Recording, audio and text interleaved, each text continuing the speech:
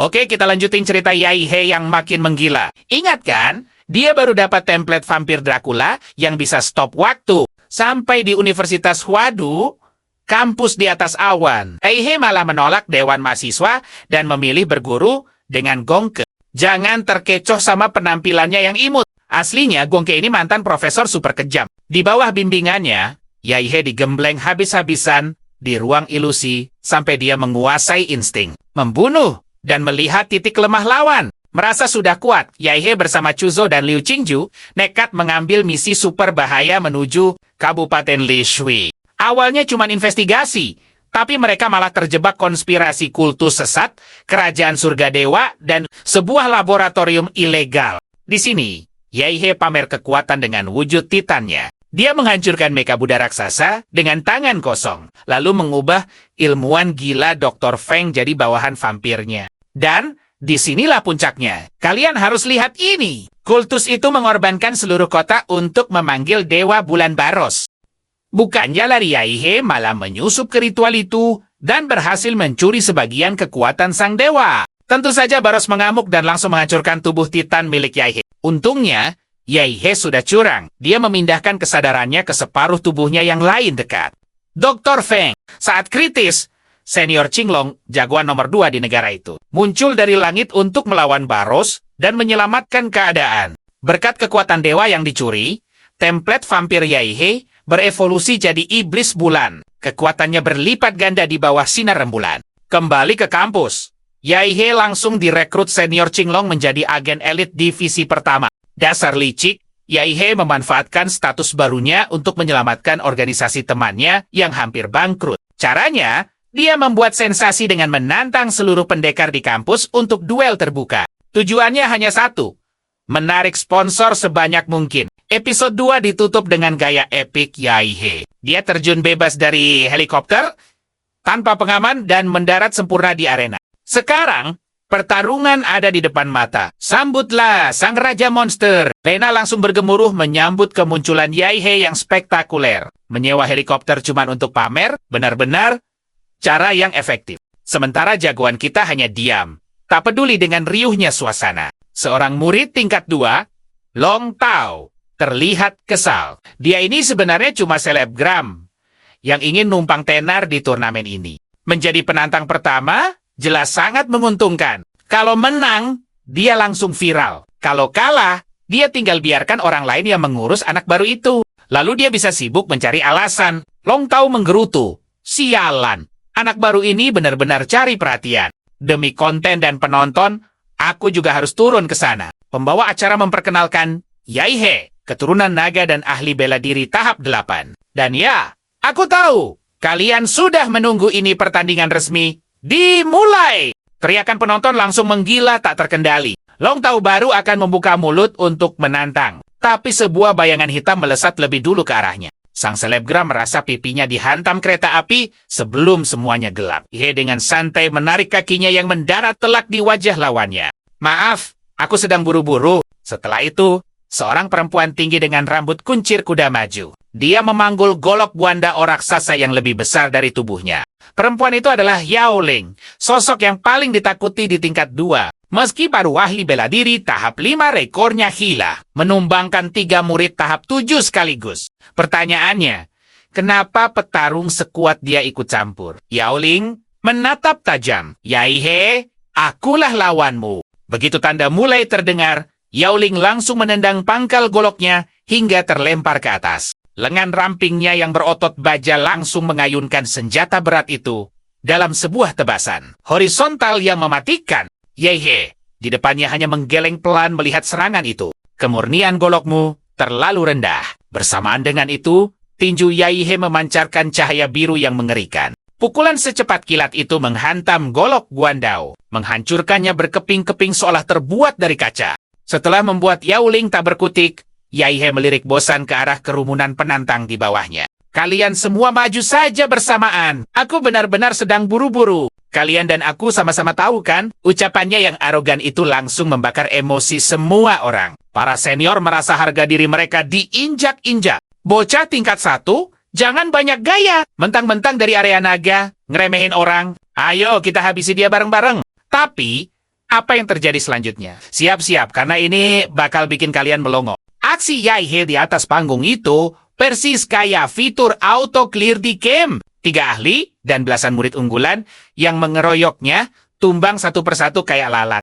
Jangankan menang, bertahan dari 3 jurusnya saja tidak ada yang mampu. 11 petarung yang menyerang serempak dibantai habis tanpa sisa. Percayalah, kalian akan menyaksikan pertarungan paling berat sebelah tahun ini. Sementara di tempat lain, si Kribo Yokai cuma bisa nonton pembantaian ini dari layar. Matanya merah padam, seperti penjudi yang baru saja kehilangan segalanya. Pemuda itu menggebrak meja. Sialan, kok bisa dia sekuat ini? Terus gimana caranya aku balas dendam? Rencana Zokai mengirim preman bayaran ke arena jelas berakhir gagal total. Di tengah keputusasaannya, dia sadar hanya ada satu orang yang bisa menundukkan monster itu. Kakak kandungnya sendiri, Zuo Yanting. Masalahnya, putra sulung keluarga Zuo ini orangnya kaku dan super taat aturan. Kakaknya bukan tipe yang mau pasang badan untuk adik yang jelas-jelas salah. Tiba-tiba, sebuah ide licik melintas di kepala Zokai. Senyum licik perlahan menghiasi wajahnya. Kecuali kalau ceritanya diputar balikan. Kembali ke arena, sang keturunan naga sukses menyapu bersih semua petarung. Dia berdiri tegap di tengah panggung, tak tergoyahkan. Tatapan tajamnya menyapu seluruh penonton. Siapa lagi? Teriakan itu membuat para kakak tingkat geram. Mereka kesal tapi sadar kalau maju cuma akan setor nyawa. Sia-sia. Beberapa senior saling berbisik frustrasi. Nggak bisakah bocah ini berhenti pamer? Kasih muka sedikit dong buat senior. Anak tingkat 2 dan 3 sudah malu banget. Tragedi hari ini pasti bakal dicatat dalam sejarah kelam sekolah. Tiap kali nama Yaihe disebut, kita cuman bakal diingat sebagai batu loncatannya. Nah, di tengah keputusasaan para senior, perhatikan baik-baik. Sosok pria berbalut kostum tempur nano perak tiba-tiba mendarat di atas arena. Kehadiran Zuo Yanting seketika membuat kolom komentar siaran langsung meledak. Para penonton online bersorak heboh. Akhirnya, ahli bela diri tahap 9 yang baru selesai latihan turun gunung untuk memberi pelajaran pada bocah sombong itu. Zuo Yanting memang bukan petarung sembarangan. Dia sengaja mengulang latihannya dari nol demi kesempurnaan, membuatnya sanggup menghabisi ahli bela diri agung level biasa. Kemampuan mengerikan ini berasal dari warisan darah pembakar matahari milik keluarganya. Saking murninya garis keturunan itu, Zuo Yanting sampai kesulitan mengendalikan energi di tubuhnya sendiri. Sewaktu kecil, dia sering hilang kendali dan tubuhnya terbakar tiba-tiba. Karena itulah dia selalu memakai kostum tempur nano perak untuk menekan suhu tubuhnya. Keluarganya bahkan menyuruhnya belajar musik, catur, hingga membaca kitab suci agar dia tidak gampang emosi dan bisa hidup normal. Semua orang sudah menduga jagoan kita bakal langsung dihajar habis-habisan. Tapi coba tebak apa yang terjadi. Zuo Yanting justru melakukan hal di luar dugaan. Pria kaku itu malah memberi salam dengan sangat sopan. Dia berkata, "Sebelumnya, adikku Zokai sudah membuat kekacauan di asrama kalian. Sebagai permintaan maaf, keluarganya akan mengganti semua kerugian berkali-kali lipat." Jelas kaget. Mendengarnya, dia menatap pria perak itu dengan bingung. "Kamu kakaknya si Kribo itu. Dilihat-lihat kamu bukan tipe orang yang suka cari ribut. Terus, kalau kamu kesini bukan buat balas dendam, kenapa naik ke arena?" Pria itu menghela napas berat. "Ini bukan tentang Zokai, adikku yang memalukan itu. Aku berdiri di sini murni demi nama baik keluarga Zuo. Meskipun adikku yang salah, kamu tetap tidak berhak menghina reputasi keluarga Zuo."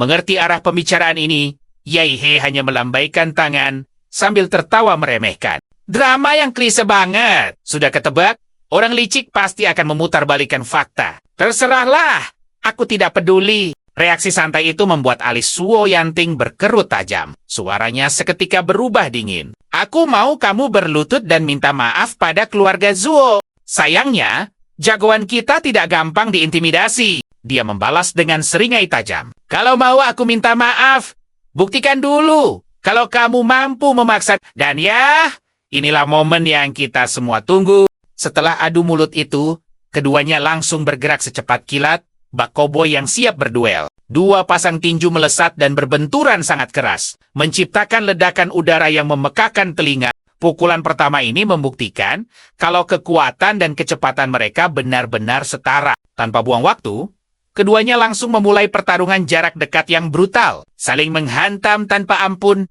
bagai badai yang mengamuk. Saking cepat dan kerasnya setiap benturan mereka, udara di sekitar arena sampai bergetar hebat, menciptakan riak gelombang seperti air yang diterjang badai. Ledakan sonik terdengar di mana-mana. Kalau sampai ada petarung level rendah di dekat sini, gema pertarungan monster ini saja sudah cukup untuk menghabisi mereka semua. Sementara itu, aura kedua petarung terus meledak-ledak tanpa henti. Bersamaan dengan setiap adu pukulan brutal, kepulan asap energi darah yang pekat muncul di belakang punggung mereka. Gemuruh hantaman tinju mereka terdengar seperti rentetan sambaran petir yang menyambar-nyambar. Semakin lama, suaranya makin memekakan telinga. Tiba-tiba, kostum nano perak di lengan Zoyanting perlahan menghilang. Dan saat kulitnya mulai terlihat, sesuatu yang gila terjadi. Kaget setengah mati.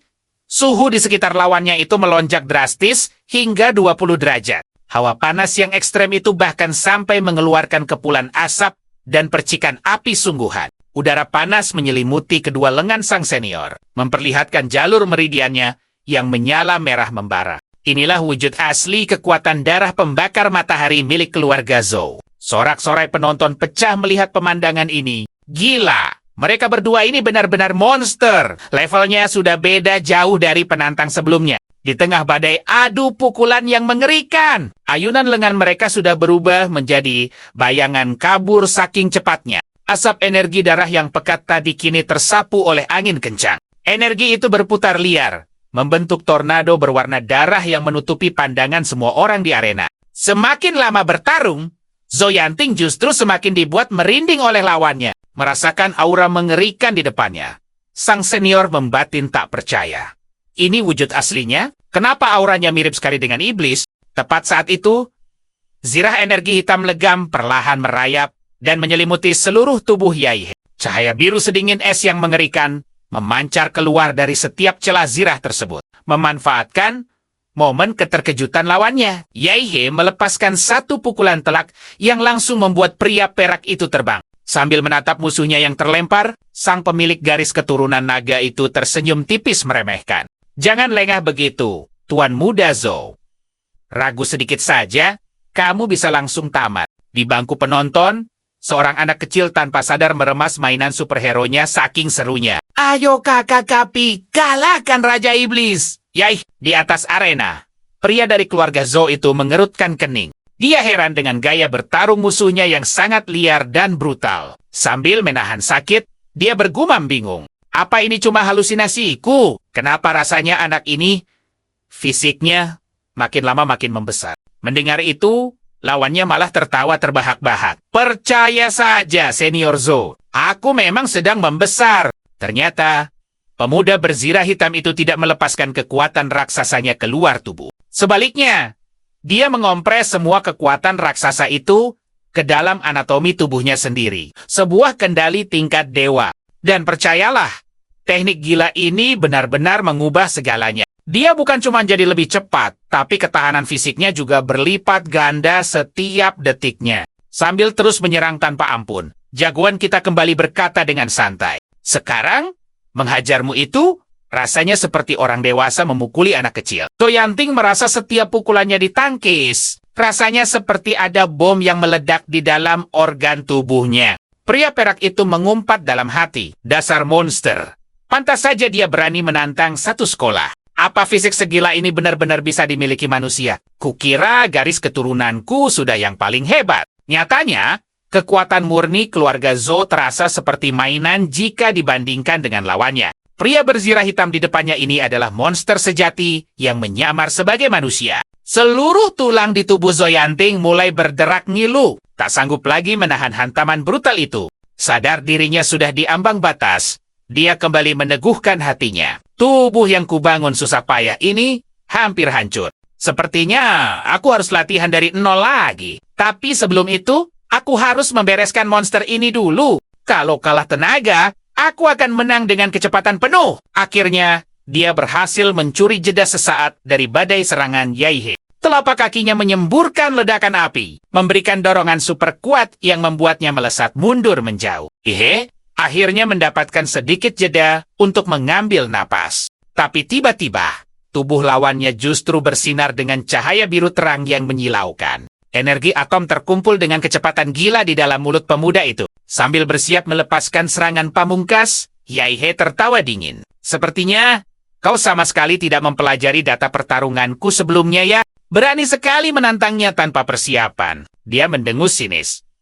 Kaulah yang sebenarnya terlalu sombong. Detik berikutnya, pemuda itu menembakkan pilar cahaya biru dengan kekuatan luar biasa. Dia memanfaatkan daya dorongnya untuk melesat mengejar Zhuang Tingting secepat kilat. Sang kakak tingkat jelas tak mau monster itu menempel padanya lagi. Matanya menyiratkan tekad yang membara. Dengan gila, dia mengerahkan seluruh sisa energi bela dirinya sampai batas akhir. Mengabaikan rasa sakit yang membakar tubuhnya, pria itu berteriak, "Kau bisa saja berakhir fatal karena jurus ini." Dan disinilah semuanya jadi lebih gila lagi. Perhatikan baik-baik jurus pamungkasnya. Tangan iblis matahari terik bersamaan dengan teriakan putus asa itu. Kostum tempur nano yang selama ini menahan kekuatannya mulai meleleh habis. Baju canggih itu tak sanggup lagi membendung lonjakan kekuatan dahsyat yang meletus dari dalam. Tubuhnya seperti gunung berapi.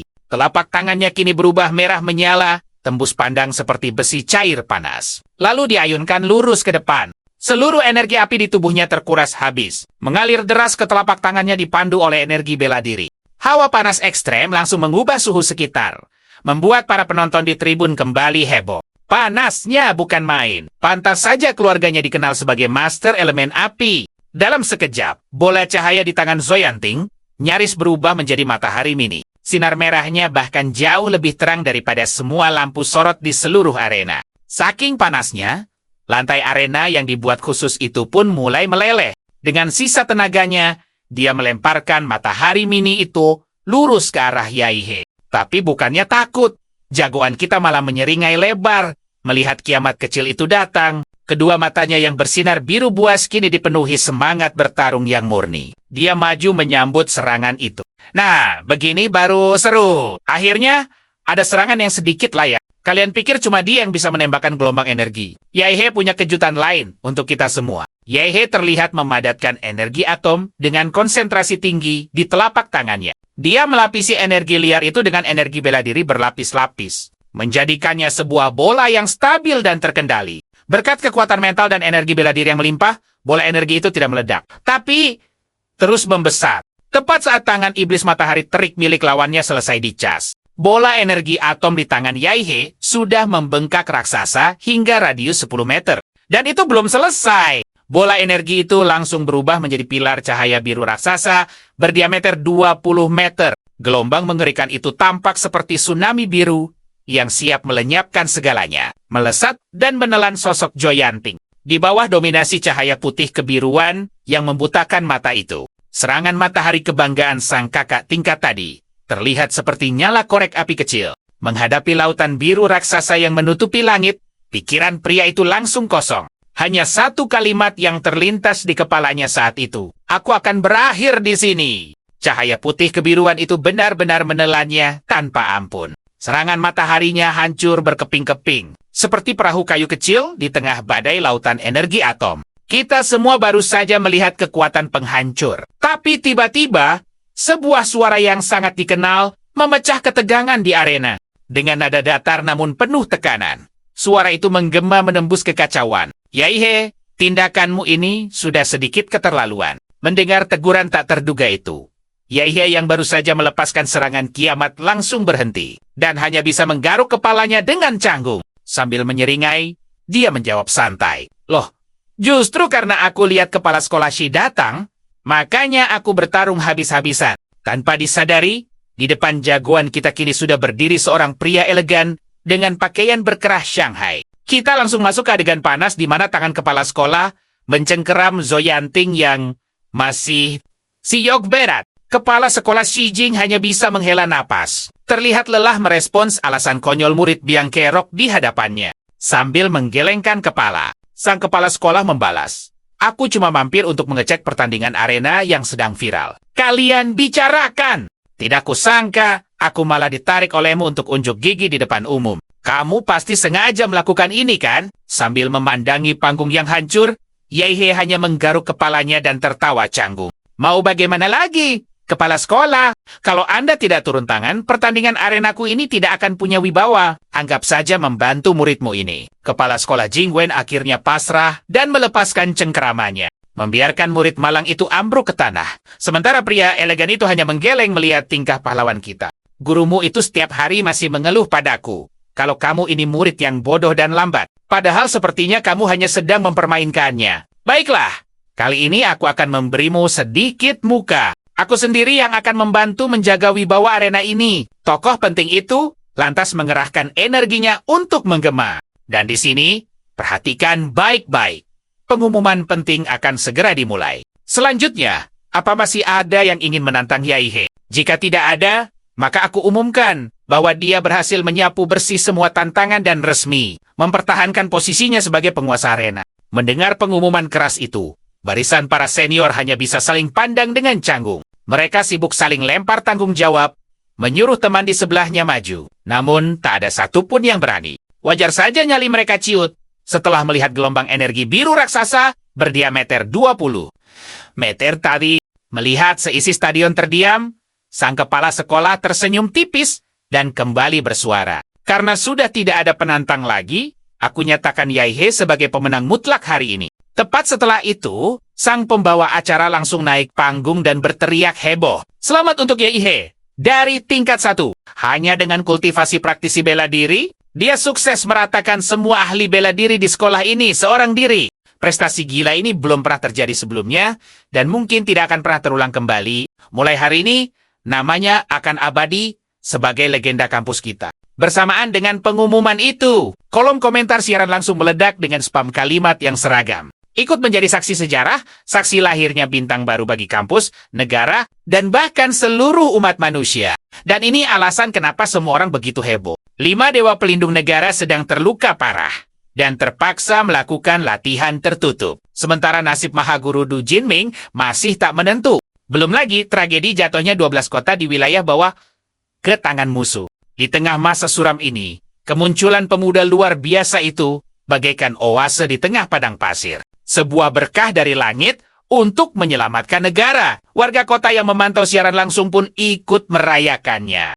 Mereka bangga melihat pahlawan lokal mereka menang telak. Orang-orang itu mulai menyebarkan kabar gembira dan menceritakan rekam jejak gemilang sang pemuda di kolom komentar untuk penonton lain. Di sisi lain, para netizen yang lebih jeli justru fokus pada detail lain yang tak kalah penting. Kehadiran kepala sekolah Jingwan, mereka mulai berteori kenapa tokoh sebesar itu repot-repot turun tangan menjadi wasit dadakan. Langkah ini jelas memberi sinyal kuat ke publik bahwa hubungan petinggi kampus dengan pemuda itu bukanlah sekadar guru dan murid biasa. Dugaan liar para netizen semakin valid saat muncul peringatan tegas dari organisasi Longke Negara, DAS. Beberapa petinggi yang mencoba mencari tahu latar belakang jagoan kita, tiba-tiba menerima pesan, ancaman langsung dari lembaga elit itu. Identitas Yai He adalah rahasia tingkat tinggi negara dasar. Semua pihak dilarang keras menggiring opini publik tentangnya.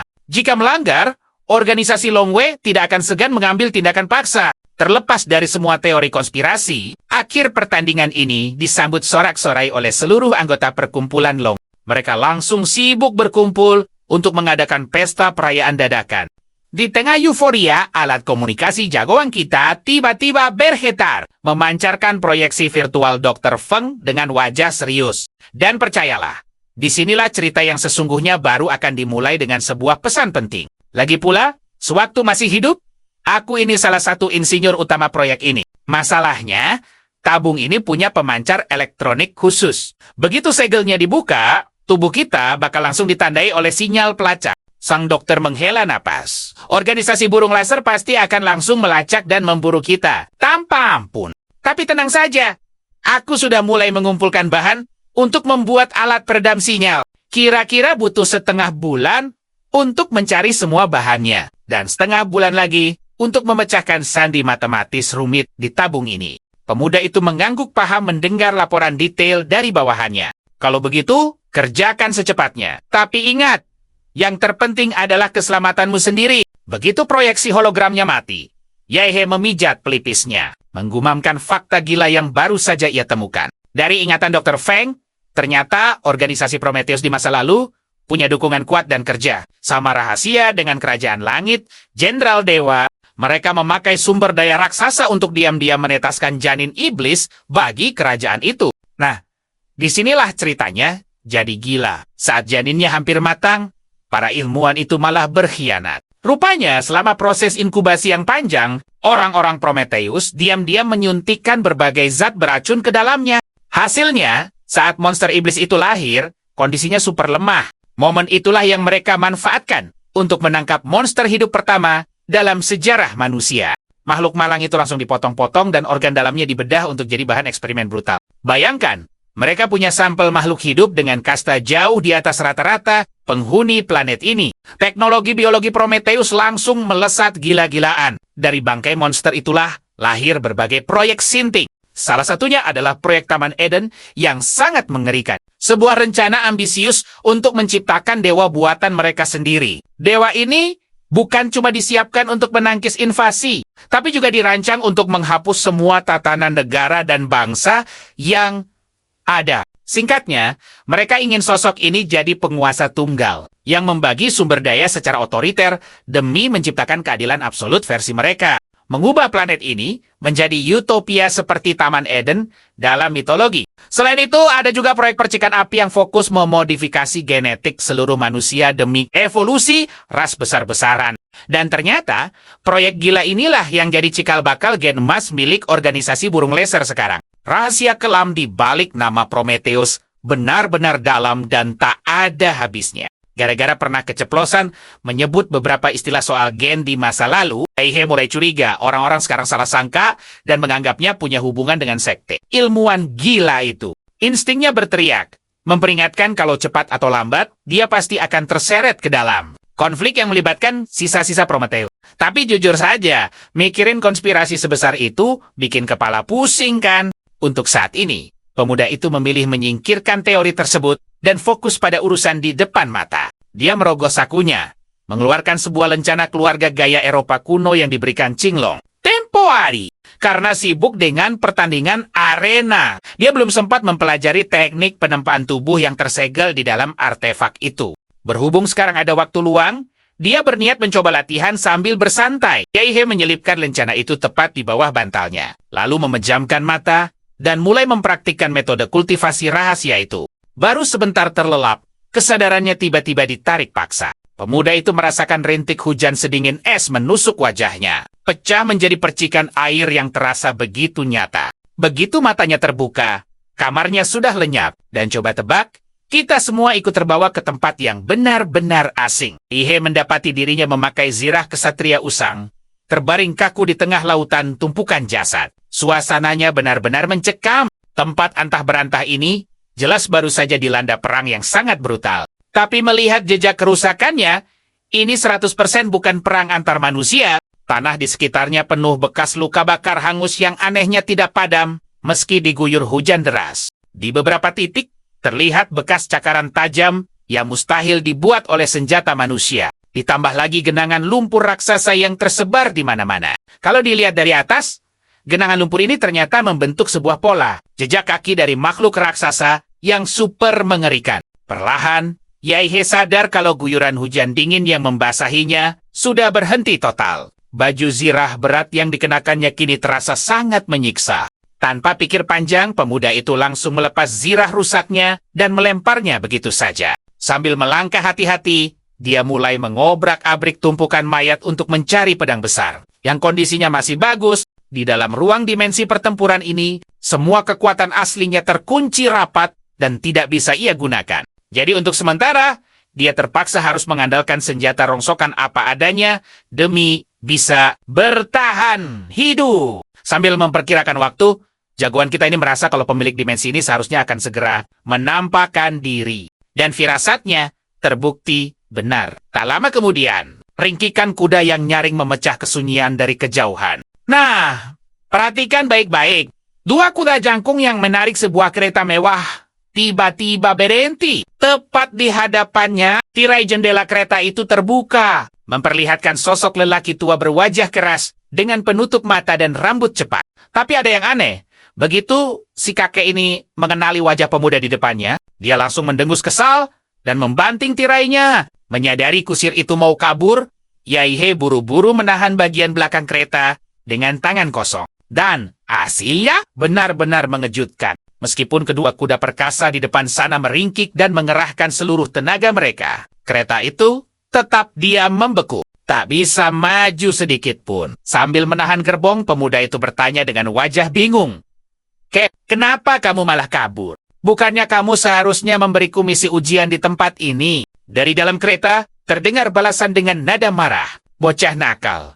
Tidak kusangka tenagamu cukup besar untuk menahan keretaku. Tapi asal kamu tahu, aku tidak sudi berbicara dengan perampok sepertimu. Tunggu dulu, perampok? Aku tahu kalian pasti sama bingungnya dengan Yaihe saat ini. Dia sama sekali tidak sadar kalau dimensi ini sebenarnya adalah warisan rampasan yang didapat Qinglong dari seorang ahli bela diri. Melihat ekspresi polos di wajah pemuda itu, si kakek di dalam kereta justru semakin emosi. Jangan pura-pura bodoh. Bukankah praktisi berambut sian yang menerobos masuk waktu itu juga mengincar warisan keluarga kami? Keturunanku memang tidak berguna. Makanya aku hanya bisa menjadi roh dimensi ini untuk menjaga kehormatan keluarga. Siapa sangka si rambut sian itu malah memaksa masuk dan dengan kasar merebut warisan ini dari kami. Dan sekarang, apa bedanya kamu dengan dia? Kalian itu sama-sama perampok. Mendengar rentetan omelan itu, kesabaran Yaihe mulai menipis. Dia membalas dengan nada yang sedikit kesal.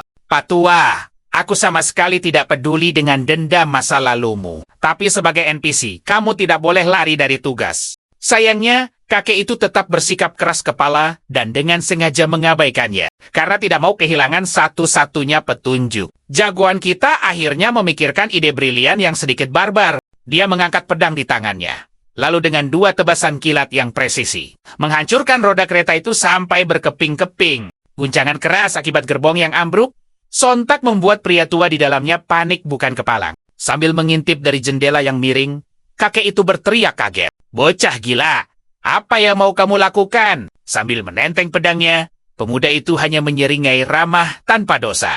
Maaf ya, kek, soalnya NPC penunjuk jalan sepertimu ini tidak kompeten dan suka sekali kabur. Jadi, aku terpaksa menghancurkan keretamu agar kamu terus mengikutiku selama menjelajahi tempat ini. Sambil menggerutu, lelaki tua itu terpaksa merangkak keluar dari rongsokan keretanya dan membersihkan debu di bajunya. Berani sekali kamu menghancurkan keretaku.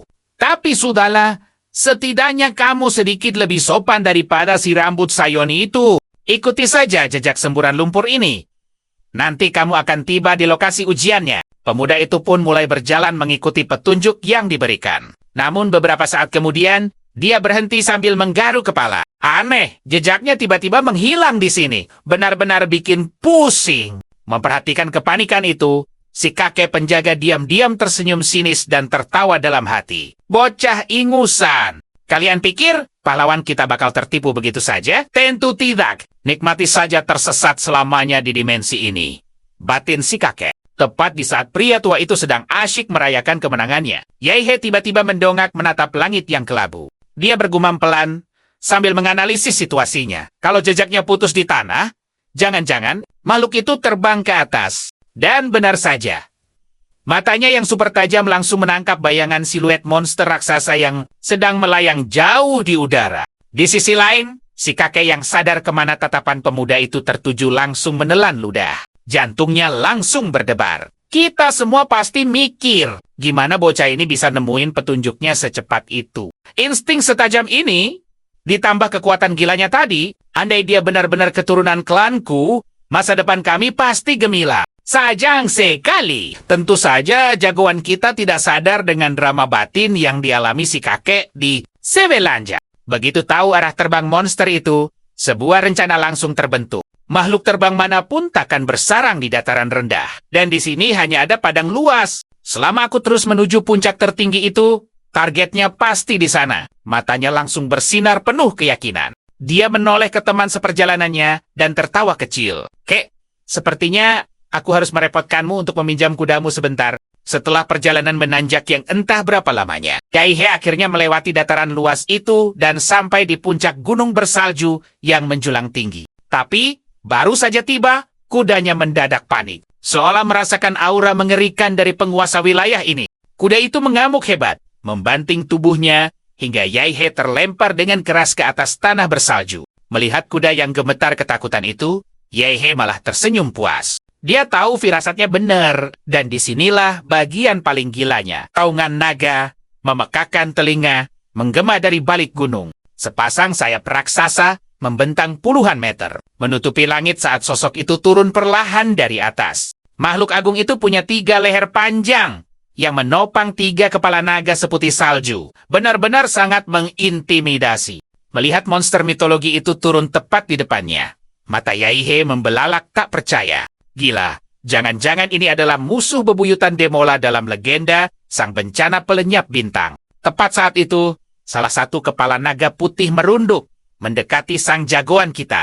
Dari rahang raksasanya, ia menyemburkan hawa panas yang luar biasa. Menghadapi serangan mematikan yang siap membakarnya, pemuda itu hanya berdiri mematung, tanpa niat sedikit pun untuk menghindar. Detik berikutnya, ledakan dahsyat menggelegar, menghancurkan keheningan puncak itu. Semburan api naga menghantam lebih dulu, disusul petir kuning raksasa yang langsung mengunci dan membakar habis seluruh area. Dalam sekejap, jagoan kita dan si kakek tertelan lautan api. Tapi kita semua tahu, ini belum berakhir.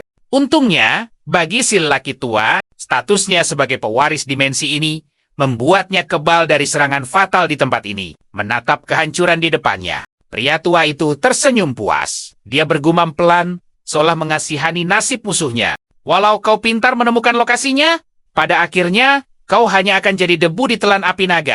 Dia menghela napas panjang. Bocah itu masih terlalu muda dan gegabah. Padahal inti ujiannya bukan membunuh naga putih, tapi mencari benda spiritual yang disembunyikan para monster. Setelah itu, benda tersebut harus dipersembahkan pada sang naga untuk mendapat pengakuan dan menerima warisan. Tentu saja, tragedi pria berambut sian dulu adalah sebuah pengecualian murni. Orang gila itu menembus batas kekuatannya, lalu secara brutal memenggal kepala naga demi merampas warisan secara paksa. Tapi bocah tadi tak mungkin bisa mengulanginya. Levelnya terlalu rendah. Kena serangan pertama saja, pasti langsung musnah. Namun, sebelum si kakek selesai dengan monolognya, kedua matanya tiba-tiba melotot kaget seolah mau copot. Tepat di tengah badai petir dan api yang mematikan, siluet Yaihe terlihat berdiri tegap dengan gagahnya. Dia berdiri kokoh, bagaikan pilar penopang langit. Tak tergores sedikit pun oleh amukan naga. Dia menyeringai, merasakan perubahan dahsyat dari sistemnya. Awalnya kekuatan fisik dari sistemku tak bisa dipakai di sini, karena tingkat kecocokannya sangat rendah, tapi seiring waktu, kecocokan itu meningkat perlahan, dan kekuatanku mulai menyatu langsung ke dalam jiwa. Proses inilah yang akhirnya membuatku bisa melepaskan kekuatan sejatiku di dimensi pertarungan ini. Sambil tertawa terbahak-bahak, jagoan kita melempar pedang berkarat di tangannya jauh-jauh ke samping. Di tengah gemuruh badai api, dia membusungkan dada dan berteriak menantang sang bencana pelenyap bintang. Pedang rongsokan ini tak ada gunanya lagi. Sekarang, kalian dan aku akan melihat kekuatan asliku. Yaihe membenturkan kedua tinjunya, sampai terdengar suara gemeretak tulang yang sangat nyaring. Sambil menyeringai buas, dia maju menantang naga putih berkepala 3 itu. Percayalah, disinilah keajaiban dimulai. Setiap kali kakinya menapak, tubuh pemuda itu membesar berkali-kali lipat dengan kecepatan yang gila. Dan kalian harus lihat ini. Di depan mata, si kakek yang otaknya udah ngeblank. Jagoan kita berubah wujud jadi monster hitam raksasa, mirip T-Rex dari zaman purba. Ukurannya sekarang benar-benar seimbang dengan naga raksasa di hadapannya. Kakek tua itu langsung membeku di tempat, saking syoknya. Menyaksikan hal mustahil ini, dia bergumam tak percaya, gimana bisa bocah ini ternyata monster juga. Wujud mengerikan ini adalah kartu as yang Yaihe sembunyikan selama ini. Karena tingkat kecocokan sel demolanya mencapai 71%, dia berhasil menyerap kekuatan raksasa dengan sempurna, membangkitkan wujud demola sejatinya. Tapi tentu saja, kekuatan level iblis ini ada harganya. Begitu energi atom dan kekuatan raksasanya habis, dia akan otomatis kembali jadi manusia.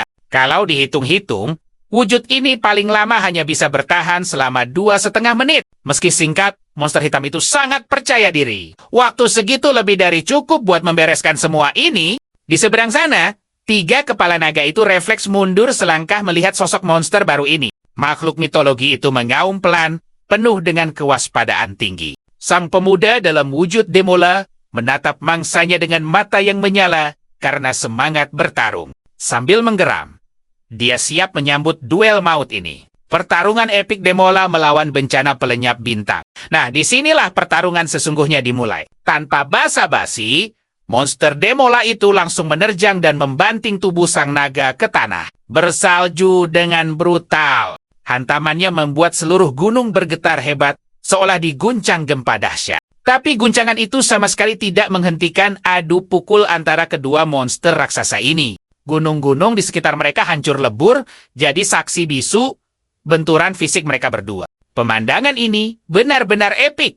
Serasa nonton langsung perang para titan dari mitologi kuno. Setelah satu bantingan keras yang meratakan puncak gunung, ketiga kepala naga itu terlihat pusing. Makhluk buas itu sadar, bertarung jarak dekat di darat melawannya adalah ide yang sangat buruk. Naga putih itu pun bersiap mengepakkan sayapnya untuk terbang ke udara. Tapi, coba tebak, mana mungkin jagoan kita membiarkan musuhnya kabur begitu saja? Sirip di punggungnya yang terbuat dari energi atom biru perlahan menyala terang, merambat dari ekor sampai ke kepalanya. Sejak awal, pemuda itu memang sudah siap untuk adu tembakan energi. Serangan jarak jauh adalah keahlian utamanya. Dalam sekejap, monster jelmaan Yaihe selesai memadatkan seluruh energi atomnya. Di saat yang sama, ketiga kepala naga membuka rahang mereka, menyemburkan petir kuning dan magma naga yang sudah disiapkan.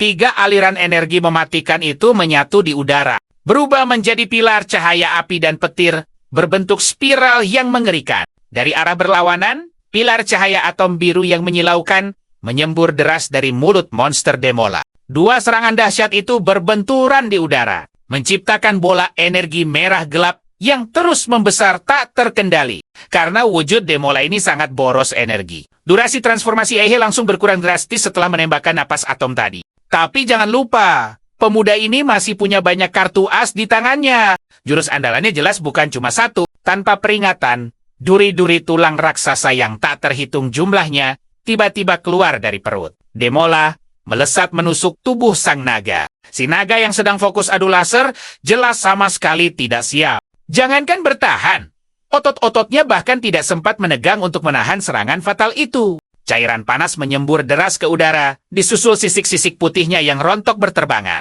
Sinar api dan petir milik monster itu langsung padam total akibat serangan mendadak ini. Menatap tiga kepala naga di depannya, ingatan Yaihe tiba-tiba kembali ke sosok naga berkepala tiga dari kehidupan masa lalunya.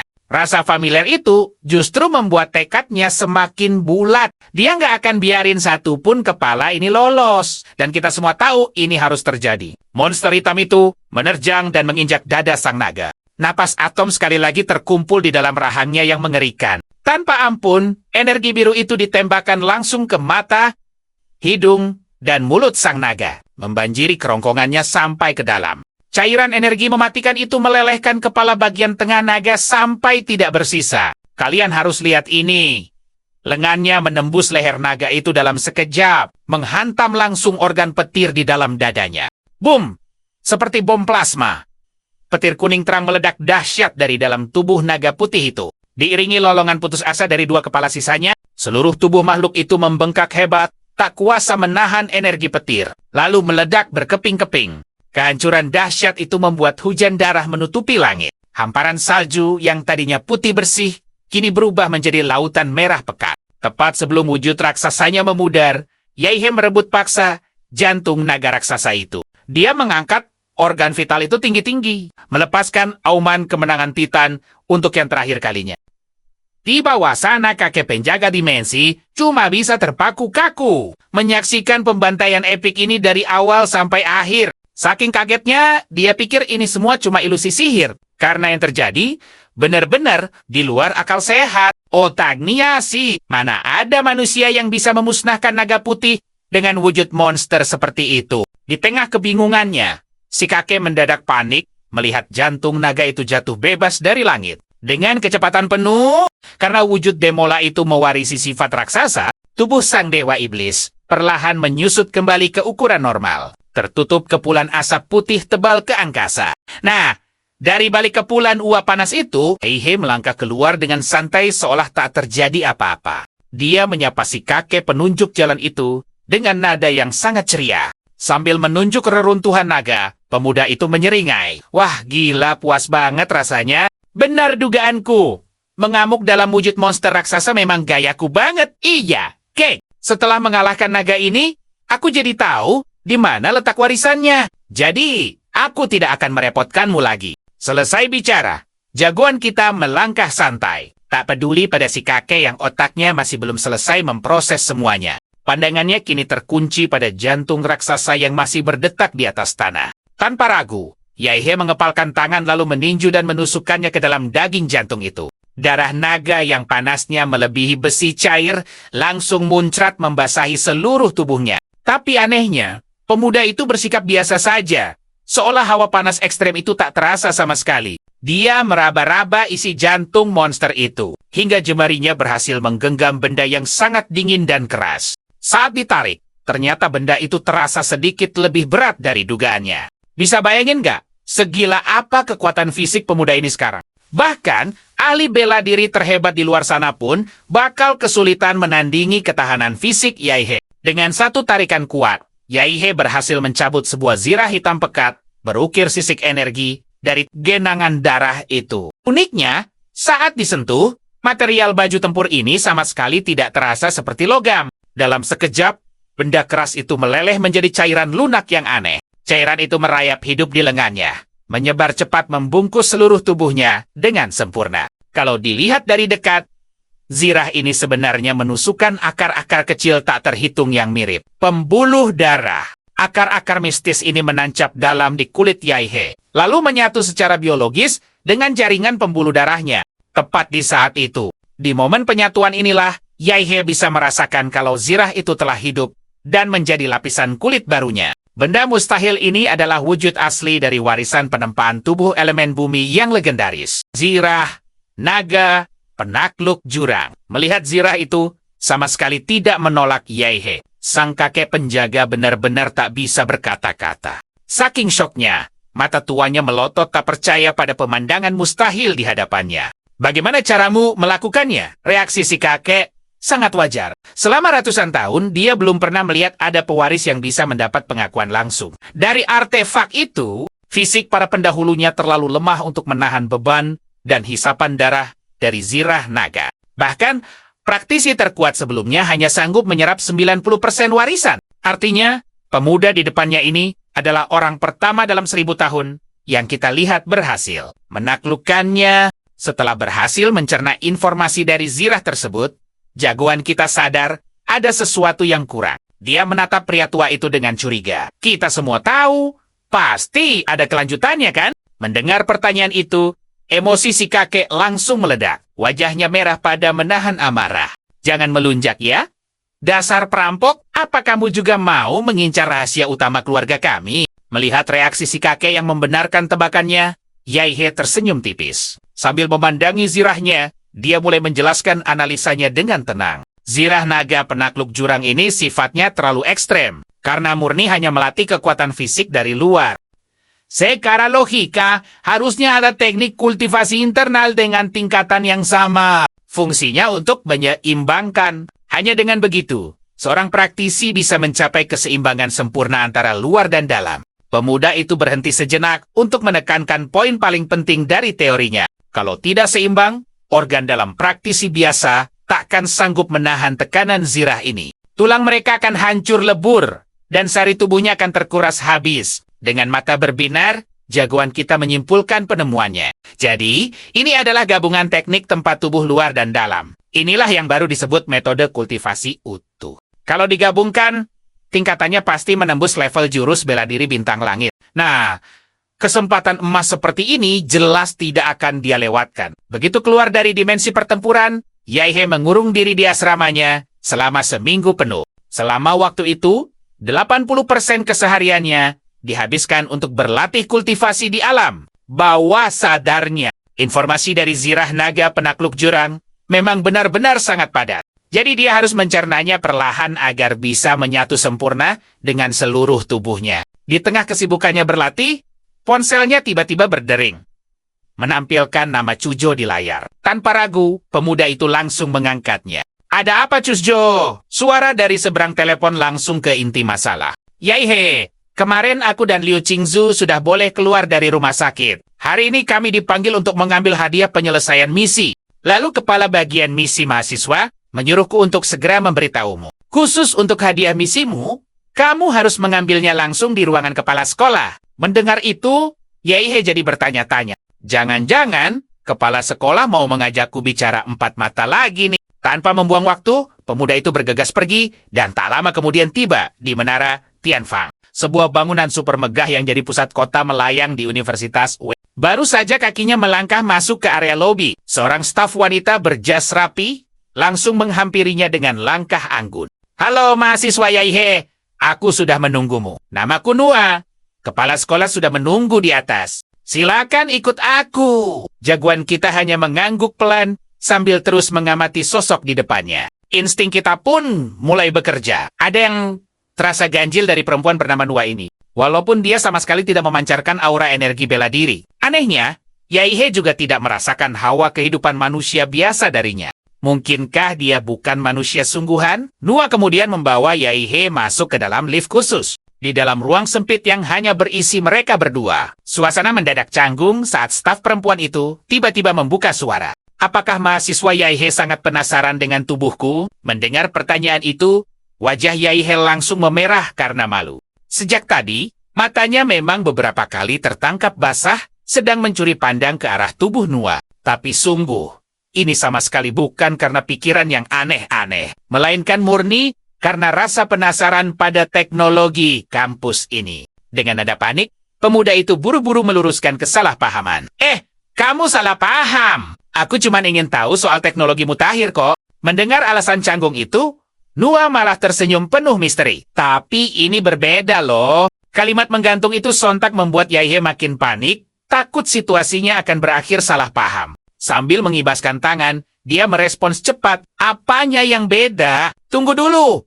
Kamu benar-benar salah paham. Aku sama sekali tidak bermaksud begitu. Namun, sebelum jagoan kita selesai panik, Nua sudah membuka sedikit setelan jasnya. Di balik pakaian rapi itu, terlihat bagian dalam dadanya yang ternyata panel mesin perak mulus, tanpa fitur biologis sama sekali. Dan, kalian lihat sendiri. Perempuan android itu kemudian menjelaskan dengan nada datar. Tubuh pembawa tipe layanan produksi massal sepertiku ini punya struktur yang sangat berbeda dengan wanita manusia pada umumnya. Bagian kepalaku sengaja dibuat menyerupai manusia dengan kemiripan rendah. Murni hanya agar terlihat lebih ramah saat menyapa para tamu. Melihat panel mesin di balik jas itu, langsung memasang wajah serius dan mengangguk penuh pengertian. Diam-diam, dia menghela napas lega di dalam hatinya. Model. Oh, jadi itu maksudnya berbeda. Bikin jantungan saja. Sambil ngobrol santai, lift super cepat itu pun akhirnya sampai di lantai puncak. Begitu pintu logamnya terbuka, Nua menyambut tamunya dengan sopan. Kepala sekolah sudah menunggumu di ruangannya. Tapi disinilah keanehan dimulai. Begitu kaki Yaihe melangkah keluar dari lift, tiba-tiba seluruh pandangannya menjadi kabur. Ruangan di depannya terlihat patah-patah. Persis seperti rekaman video yang rusak. Hanya dalam sekejap mata, dia sadar dirinya sudah duduk nyaman di atas sofa kulit yang sangat empuk. Di seberang meja, kepala sekolah Shi Jingwen sedang santai menyeduh teh, seolah Yaihe sudah lama duduk di sana. Sambil menuangkan teh, pria elegan itu pun mulai bicara. Tidurmu nyenyak sekali ya Yaihe? Apa kamu sudah menguasai buku rahasia bela diri dari Qinglong? Shi Jingwen menyodorkan secangkir teh hangat ke arah muridnya. Ini daun teh hasil modifikasi dari alam rahasia. Rasanya sangat unik. Coba saja, Yaihe menerima cangkir itu. Tapi rasa penasarannya jauh lebih besar daripada keinginannya minum teh. Dia menatap kepala sekolahnya dengan tatapan tajam. Pak Kepala Sekolah, kemampuan yang tadi Anda pakai itu berhubungan dengan manipulasi ruang kan? Tanpa niat menyembunyikan apapun, Shi Jingwen mengakuinya dengan terus terang. Benar, aku memang bisa melakukan perpindahan ruang dalam jangkauan tertentu. Fakta ini membuat jagoan kita akhirnya mengerti bagaimana Shi Jingwen bisa muncul tiba-tiba untuk menyelamatkan Zhou Yanting di arena waktu itu. Sekarang perhatikan baik-baik. Kemampuan manipulasi ruang jarak dekat ini levelnya setara dengan menghentikan waktu Benar-benar luar biasa. Sambil menikmati aroma tehnya, Xi Jingwen kembali ke topik utama. Poin darah dan semua kartu akses sumber daya Universitas WA sudah ditransfer ke akunmu. Sebagai kontributor utama misi kemarin, kamu bebas memilih 2 jurus bela diri elemen bumi dan memesan 1 senjata tingkat tinggi. Tawaran hadiah ini jelas sangat menggiurkan. Tapi, bagi Yaihe, hadiah seperti ini justru terasa kurang pas. Mengingat kondisinya, dia belum butuh senjata baru atau jurus elemen bumi tambahan. Karena itu, pemuda ini berniat menukar semua hadiahnya dengan sesuatu yang jauh lebih penting. Kepala sekolah, aku ingin mengakses arsip gembok genetik dan izin untuk melihat informasi soal organisasi Prometheus. Aku tidak punya niat aneh, murni hanya karena penasaran. Di luar dugaan, Xi Jingwen langsung mengangguk dan menyetujui permintaan berat itu dengan mudah. Baiklah. Tidak masalah, kemudahan ini sampai membuat Yaihe bingung sendiri. Aku tahu apa yang kalian pikirkan. Jangan-jangan kepala sekolah ini benar-benar bisa melihat masa depan ya. Gampang sekali dia memberi izin. Tanpa banyak basa-basi lagi, Xi Jingwen langsung berdiri. Ayo, ikut aku. Akan kuantar kau ke ruang arsip sekarang. Tehnya bisa kita lanjutkan nanti. Dia pun buru-buru berdiri dan mengikutinya dari belakang. Tapi saat Xi Jingwen membuka sebuah pintu rahasia di dalam kantornya, mata Yaihe langsung melotot lebar karena syok. Di balik pintu itu, terbentang sebuah ruangan super besar yang diselimuti cahaya terang. Tepat di tengahnya, dalam tabung kaca raksasa seukuran kontainer, melayang separuh otak berwarna merah muda yang ukurannya masif. Permukaan otak raksasa itu dipenuhi oleh sambungan kabel-kabel tebal yang menancap di mana-mana. Sementara di bagian atasnya, ada tentakel-tentakel menjijikkan seperti cacing tanah yang bergerak. Liar di dalam cairan pengawet, melihat ekspresi ngeri di wajah muridnya. Xi Jingwen tersenyum tipis dan mulai mengungkap rahasia tergelap kampusnya. Ini adalah unit komputer pusat milik NUA. Bisa dibilang, ini wujud aslinya. Dan otak raksasa ini dulunya adalah aset milik organisasi Prometheus. Mendengar penjelasan itu, Yaihe langsung teringat pada rencana gila masa lalu tentang membedah dewa dari dimensi lain.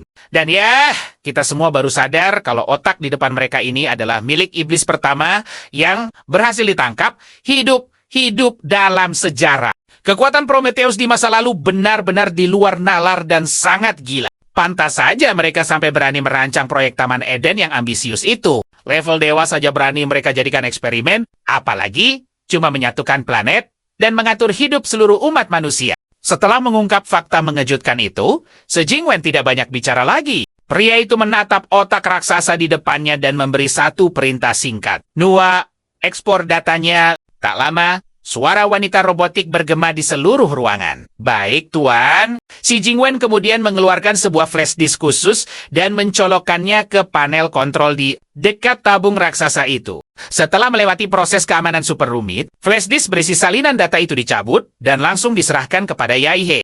Aku sudah menyimpan sebagian data inti NUA ke dalam flash disk ini. Kalau ada hal-hal spesifik yang ingin kamu tahu, kamu bisa langsung bertanya padanya lewat data ini. Menerima benda kecil yang sangat krusial itu, Yaihe merasa semua ini benar-benar tidak masuk akal. Coba bayangkan, seberapa banyak rahasia negara yang dikendalikan komputer pusat NUA. Plus, entah berapa banyak misi strategis level atas milik Universitas WA atau negara dasasi yang bergantung penuh padanya. Dan entah kenapa, kepala sekolah malah menyerahkan akses sepenting ini ke tangan seorang murid tingkat 1. Rasa percaya yang berlebihan ini justru membuat jagoan kita curiga setengah mati. Gila! Jangan-jangan ini semua adalah konspirasi jebakan. Batinnya penuh waspada. Melihat muridnya bengong menatap flash disk, Jingwen menepuk tangannya pelan untuk membuyarkan lamunannya. Sudah! Jangan melamun! Walaupun aku kepala sekolah, membawa murid masuk ke arsip rahasia secara diam-diam tetaplah pelanggaran berat. Ayo kita keluar dari sini sekarang. Sementara itu, di sudut lain kampus, kepulan asap putih tebal membumbung tinggi dari tubuh Xiang Jiansuang. Dan di sini kita akan bertemu karakter paling sombong di cerita ini. Suara gemuruh petir terdengar dari dalam tubuhnya, mengiringi lonjakan auranya yang meningkat drastis. Tak lama kemudian, hembusan napasnya yang kuat menciptakan gelombang kejut tak kasat mata yang menggetarkan seluruh ruangan. Hari ini, pria ambisius itu akhirnya berhasil menembus batasannya dan resmi mencapai tingkat ahli. Bela diri! Merasakan kekuatan barunya, Siang Jiansuang tertawa lepas dengan penuh kebanggaan. Baru juga masuk semester pertama, tingkat 1. Tapi aku sudah mencapai target yang biasanya butuh waktu lebih dari setahun bagi mahasiswa lain. Benar kata pepatah, perbedaan antar manusia itu terlalu jauh. Bahkan di antara para jenius pun, tetap ada kastanya.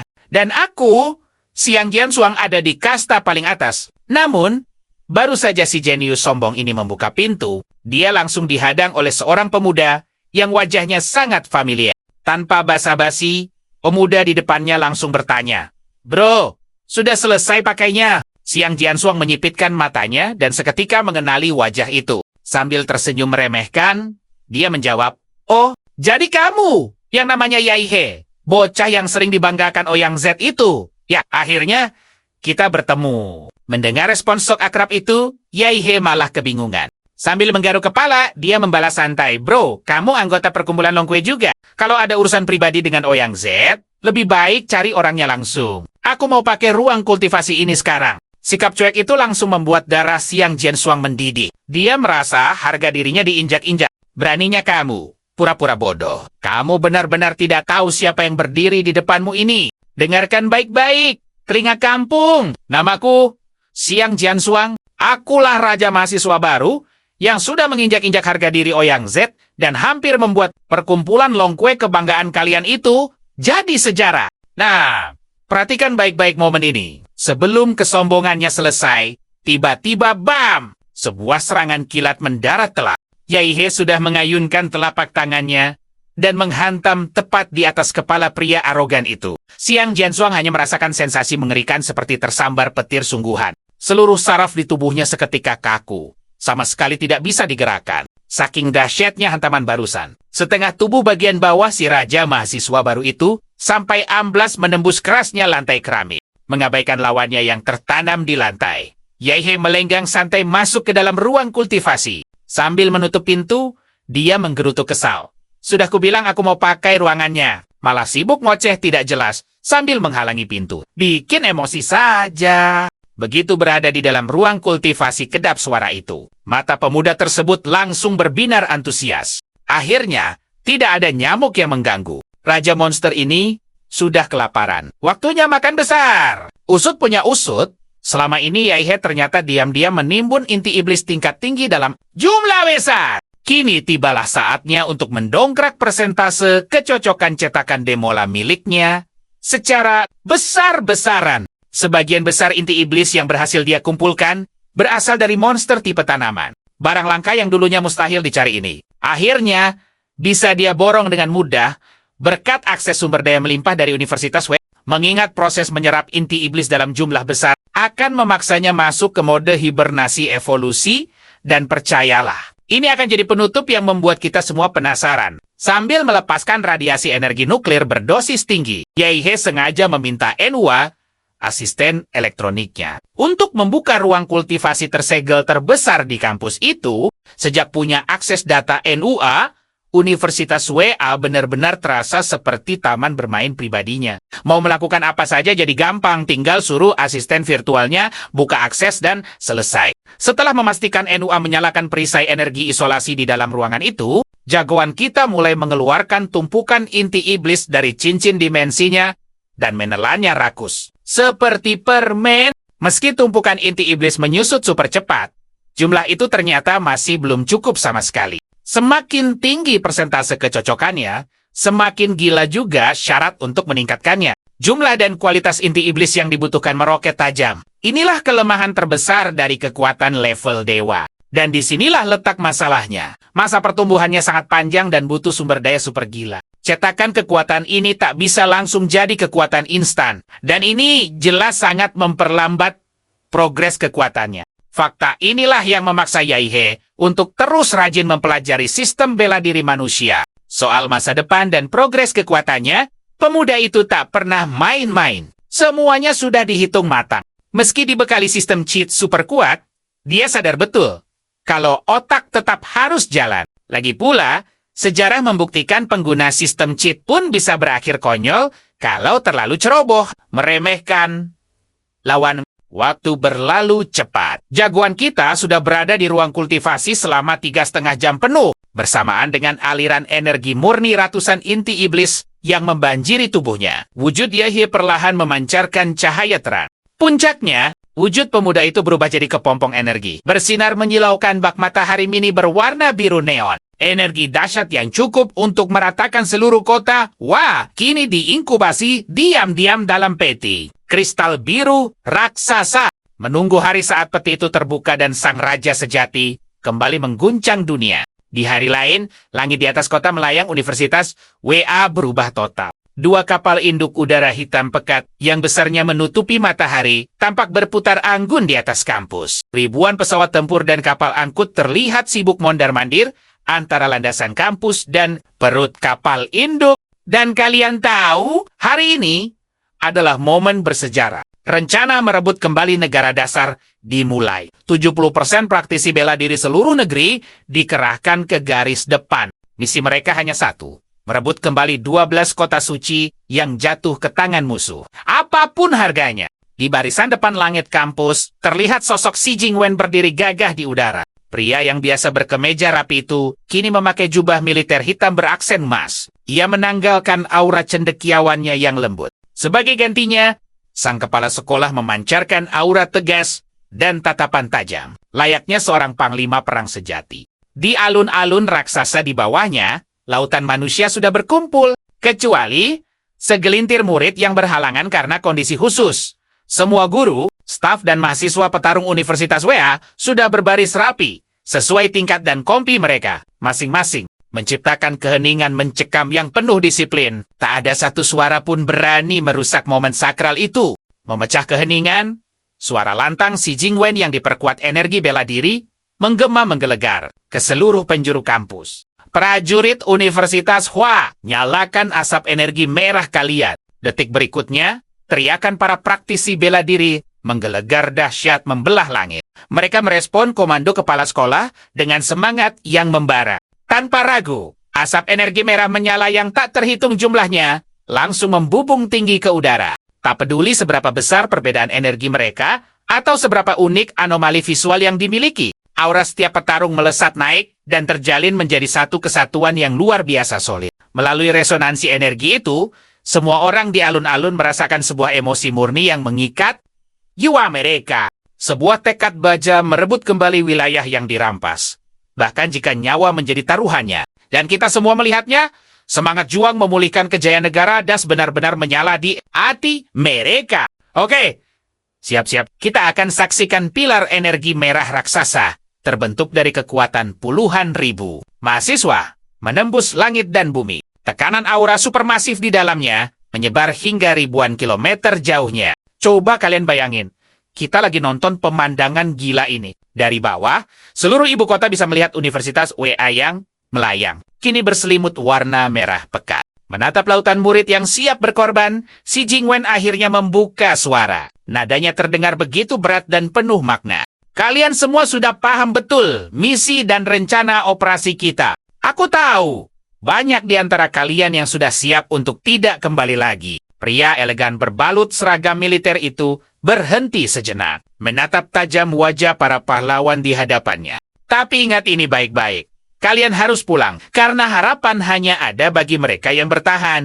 Universitas WA akan selalu jadi rumah kalian. Tempat ini akan selalu menanti kepulangan kalian semua. Setelah pidato emosional itu, Xi Jingwen terdiam. Tiba-tiba, matanya bersinar keemasan dengan tajam. Ia merentangkan tangan, menunjuk lurus ke kota-kota suci yang kini dikuasai musuh di kejauhan. Seluruh praktisi Universitas WA, dengarkan, bersumpahlah bersamaku. Suaranya menggelegar, merobek langit, memastikan seluruh ibu kota bisa mendengarnya dengan jelas. Di hadapan kita, tak ada musuh yang tak terkalahkan. Gemuruh sumpah itu dibalas serentak oleh puluhan ribu petarung. Di hadapan kita, tak ada musuh yang tak terkalahkan.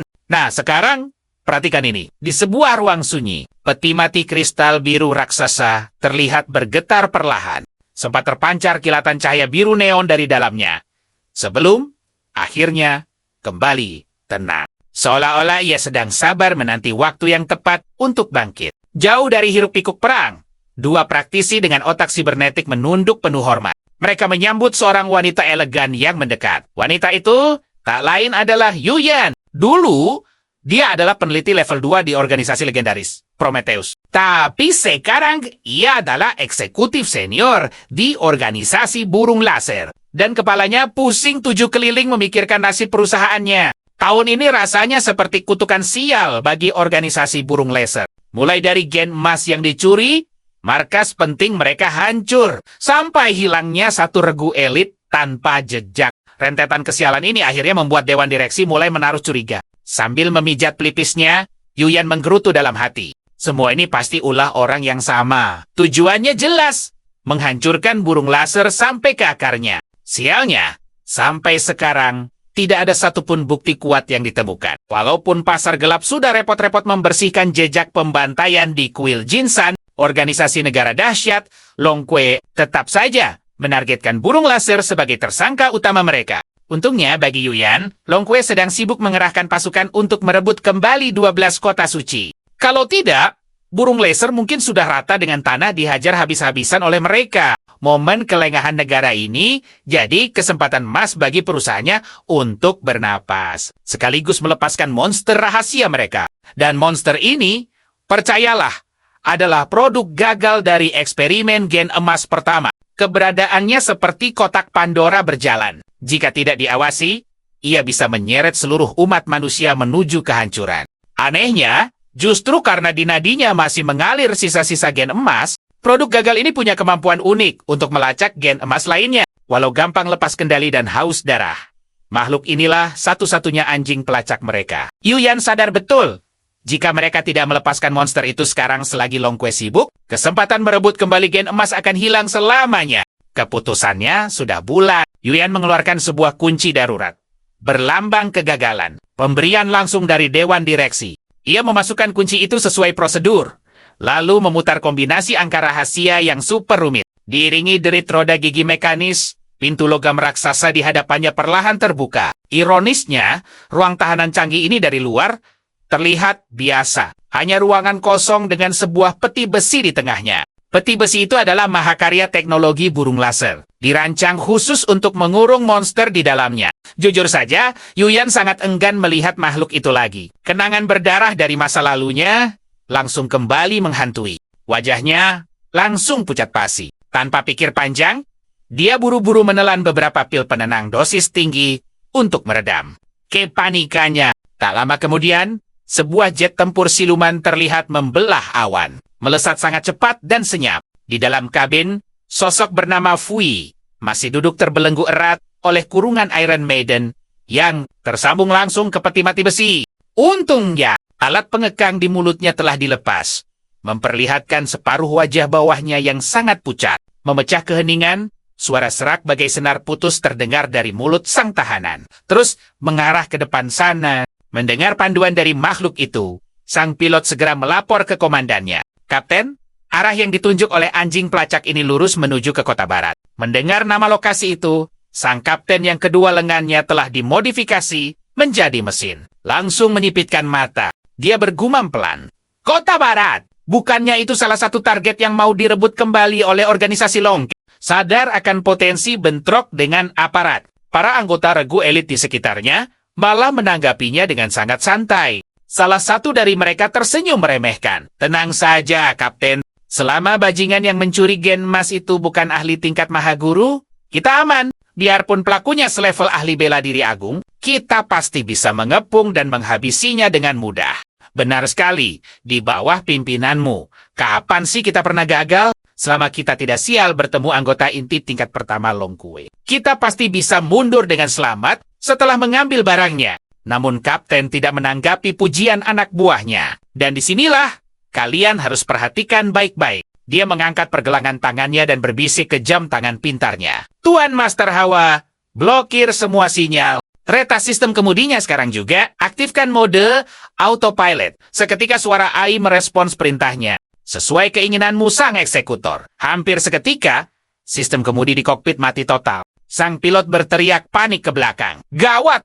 Pesawatnya tiba-tiba tak bisa dikendalikan. Sebelum panik itu mereda, kejadian mengerikan terjadi. Tepat setelah pilot itu berteriak, sebuah lubang mengerikan tiba-tiba menembus lehernya. Pria itu langsung tumbang. Pemandangan brutal ini sontak membuat seluruh anggota regu di kabin belakang terkejut bukan main. Mereka menatap ngeri ke arah pemimpin mereka yang tangannya kini berlumuran merah. "Kapten, sejak kapan kamu jadi pengkhianat?" Pria berlengan logam itu menyeringai dingin. "Aku tahu apa yang kalian pikirkan." Dan ya, dia memang sekejam itu.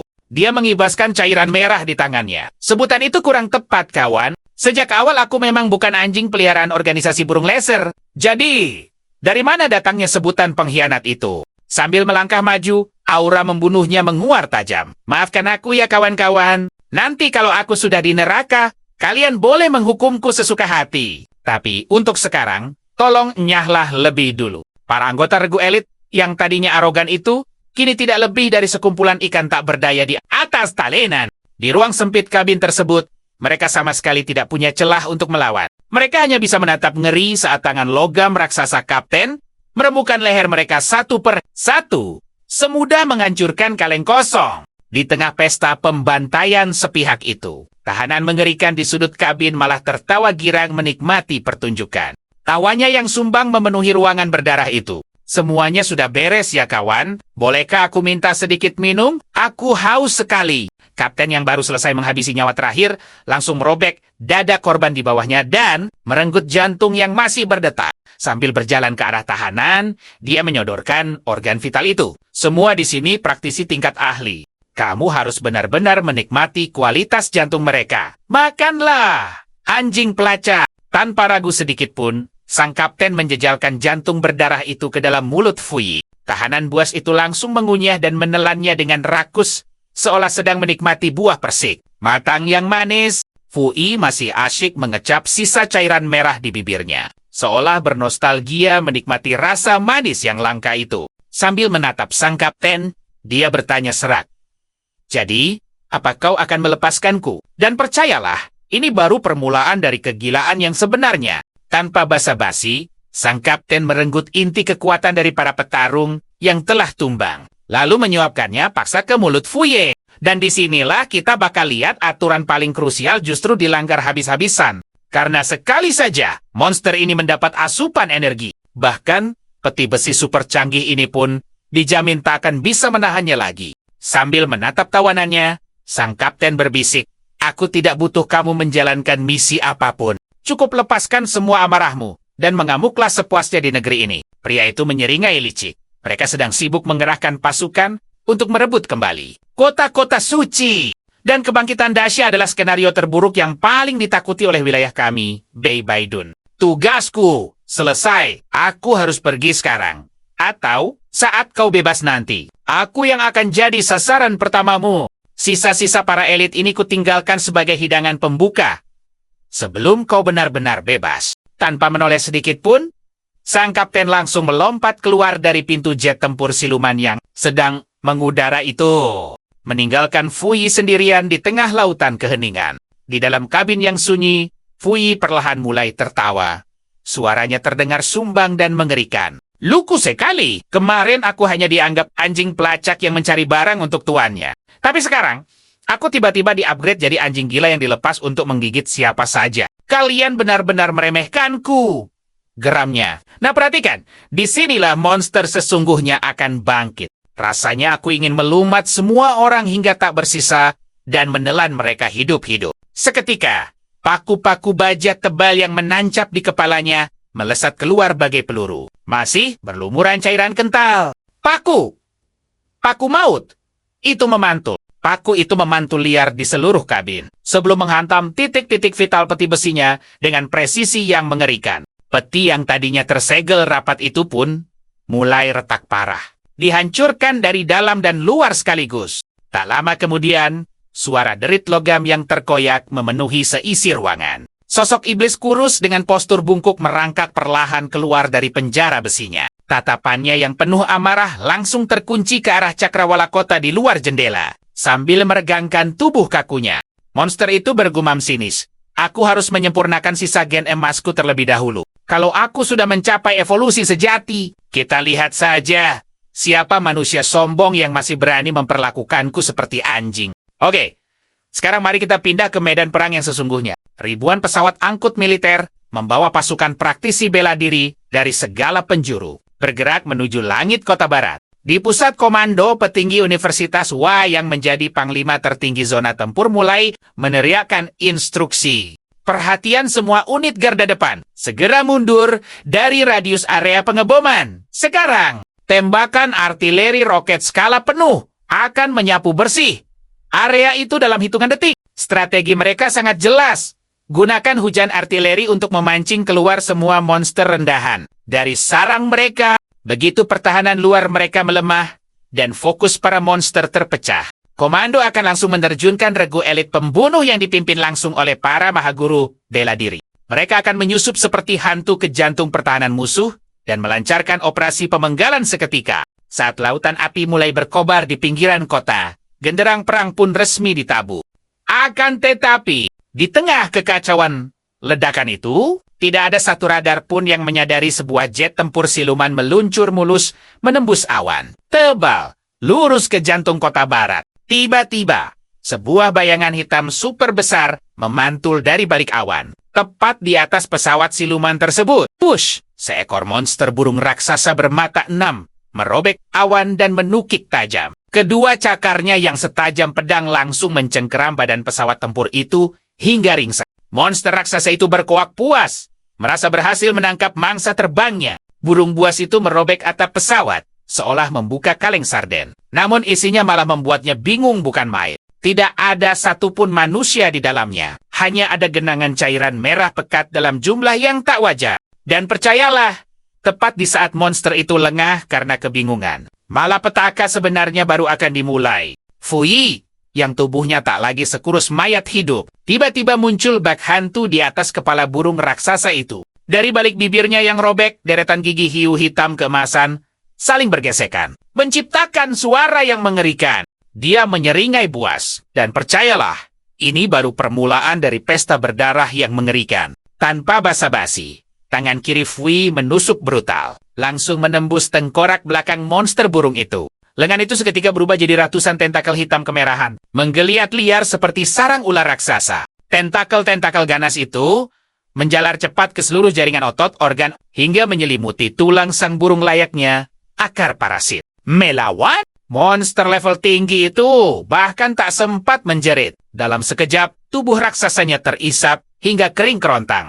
Hanya tersisa kulit berbulu dan tulang belulang. Tapi yang terjadi selanjutnya jauh lebih gila. Tiba-tiba, sepasang sayap hitam raksasa milik monster barusan mengembang megah dari punggung Fui. Sosok iblis itu melayang membelakangi matahari dengan tangan terentang. Dilihat dari dekat, ada pergerakan aneh di balik kulit pucatnya.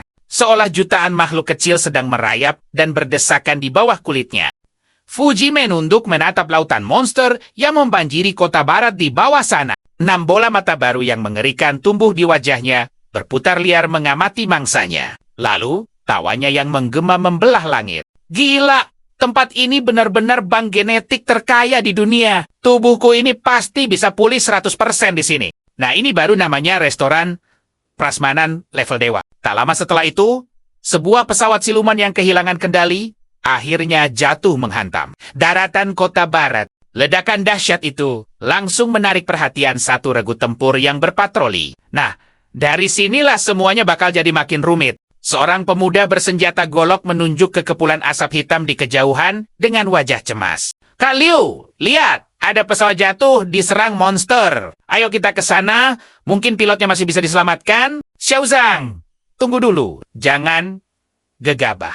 Monster yang bisa menjatuhkan pesawat siluman begitu jelas bukan lawan sembarangan. Kemungkinan besar dia masih berkeliaran mencari mangsa di sekitar lokasi jatuhnya pesawat. Tapi darah muda Xiao Zhang mengabaikan peringatan itu. Ayolah, apa yang ditakutkan? Kak Liu kan seorang ahli bela diri agung. Lagi pula kita ini masih di pinggiran kota barat. Mustahil ada monster level boss yang tersesat sampai sini. Kalau baru di pinggiran saja kita sudah takut. Bagaimana kita bisa menembus ke pusat pertahanan musuh nanti? Dengan kecepatan dan kekuatan khas praktisi bela diri tingkat tinggi, regu kecil itu melesat melewati jalanan hancur dan tiba di lokasi jatuhnya pesawat dalam sekejap. Bukannya menemukan korban selamat, pemandangan yang menyambut mereka justru seperti neraka bocor. Kalian gak akan percaya ini? Belasan monster buas yang tadinya mengerumuni pesawat itu kini hanyalah genangan cairan dan potongan daging yang berserakan. Di tengah lautan bangkai itu,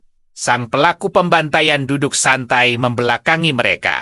Asyik mengunyah sesuatu, diiringi suara tulang yang berderak-derak. Kak Liu menelan ludah, menatap sisa-sisa monster itu dengan wajah tegang. Instingnya berteriak kencang. Setiap monster dicabik-cabik dengan cara sadis. Pelakunya jelas sengaja menahan serangan agar korbannya tidak langsung tewas.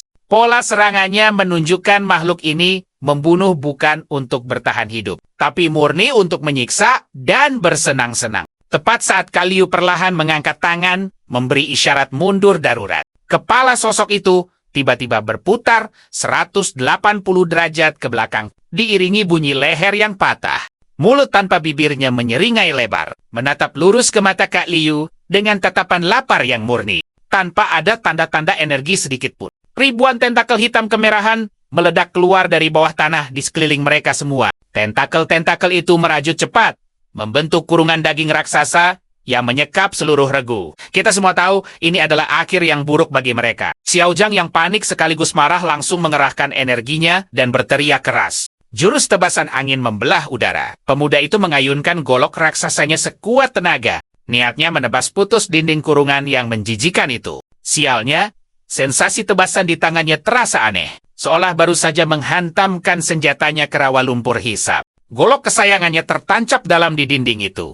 Dan sama sekali tidak bisa ditarik kembali. Bahkan, sebelum Sujang sempat bernapas, dinding daging di hadapannya tiba-tiba berdenyut, membentuk wajah raksasa yang mengerikan. Tanpa ampun, rahang raksasa itu menganga lebar, dan langsung menelan pemuda malang itu dalam sekali lahap. Dan terdengar suara tulang yang diremukkan bikin merinding. Dinding daging itu kembali normal, menelan Xiu Zhang tanpa suara sedikit pun. Melihat juniornya dilahap hidup-hidup, Kak Liu mengamuk sejadi-jadinya. Energi bela diri keemasan meledak dahsyat dari tubuhnya. Tak ada lagi jalan untuk mundur. Instingnya berteriak, jika iblis ini tidak dikalahkan sekarang, tak akan ada yang selamat dari kurungan daging ini.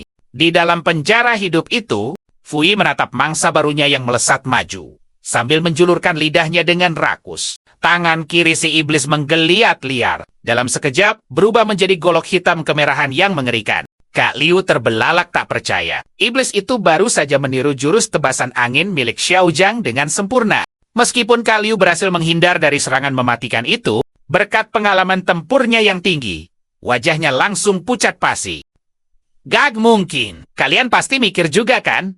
Gimana bisa monster itu meniru jurus Xiao Zhang? Xiao Zhang, kamu masih di sana? Panggil Kak Liu dengan suara gemetar. Dan tiba-tiba, suara Xiao Zhang bergema dari segala arah. Kak Liu, sakit sekali kak. Tolong aku. Mendengar itu, Kak Liu langsung mendongak. Tapi yang ia lihat justru membuatnya membeku ketakutan. Dinding kurungan di sekelilingnya kini dipenuhi ratusan wajah Xiao Zhang yang berteriak kesakitan. Wajah-wajah itu menatap lurus ke arahnya.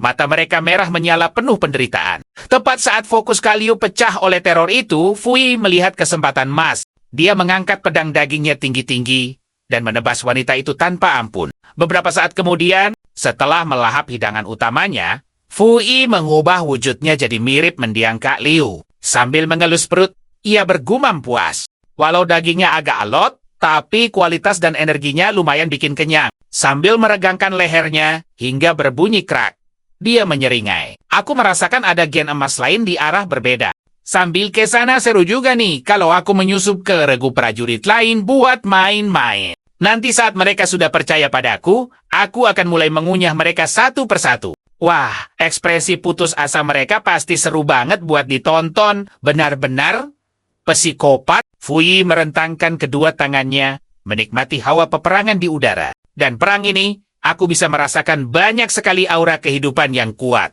Pasti aura para master dan monster tingkat penguasa. Kalau aku berhasil melahap gen-gen tingkat tinggi seperti itu, coba katakan, siapa lagi di dunia ini yang berani memerintahku seperti anjing? Suaranya perlahan berubah menjadi geraman buas. Aku sudah bebas dari rantai ini, dan berevolusi menjadi iblis seutuhnya. Sementara itu, di garis depan pertempuran lain, seekor monster kuda kerangka putih berkaki 8 meringkik memekakan telinga. Makhluk itu dengan mudah menahan gempuran rudal, menerobos tembakan artileri, dan mengacaukan formasi pasukan tank manusia di pihak umat manusia.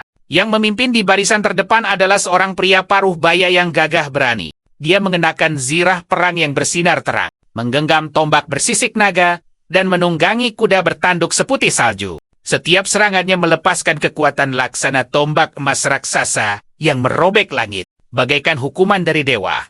Dia dengan mudahnya menghancurkan kuda kerangka itu hingga tak bersisa. Tapi sayangnya, menghadapi serbuan monster yang tak ada habisnya, seperti tsunami, kekuatan artileri kebanggaan umat manusia kini terasa seperti sebatang lilin kecil di tengah badai.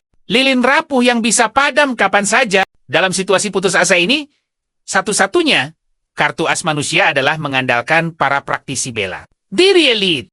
Misi mereka adalah menyusup ke jantung pertahanan musuh dan membunuh para bos monster. Hanya dengan cara itu, moral pasukan monster akan hancur dan memaksa sang penguasa untuk keluar. Ayo kita saksikan regu taktis elit beranggotakan 5 orang dari Universitas WA yang mengemban misi super berbahaya ini. Pria gagah yang memimpin mereka tak lain adalah Chen Tianyu, Dekan Akademi Mahaguru di Universitas WA. Dia adalah seorang praktisi bela diri veteran di tingkat Mahaguru ranah pemecah kepompong tahap 7.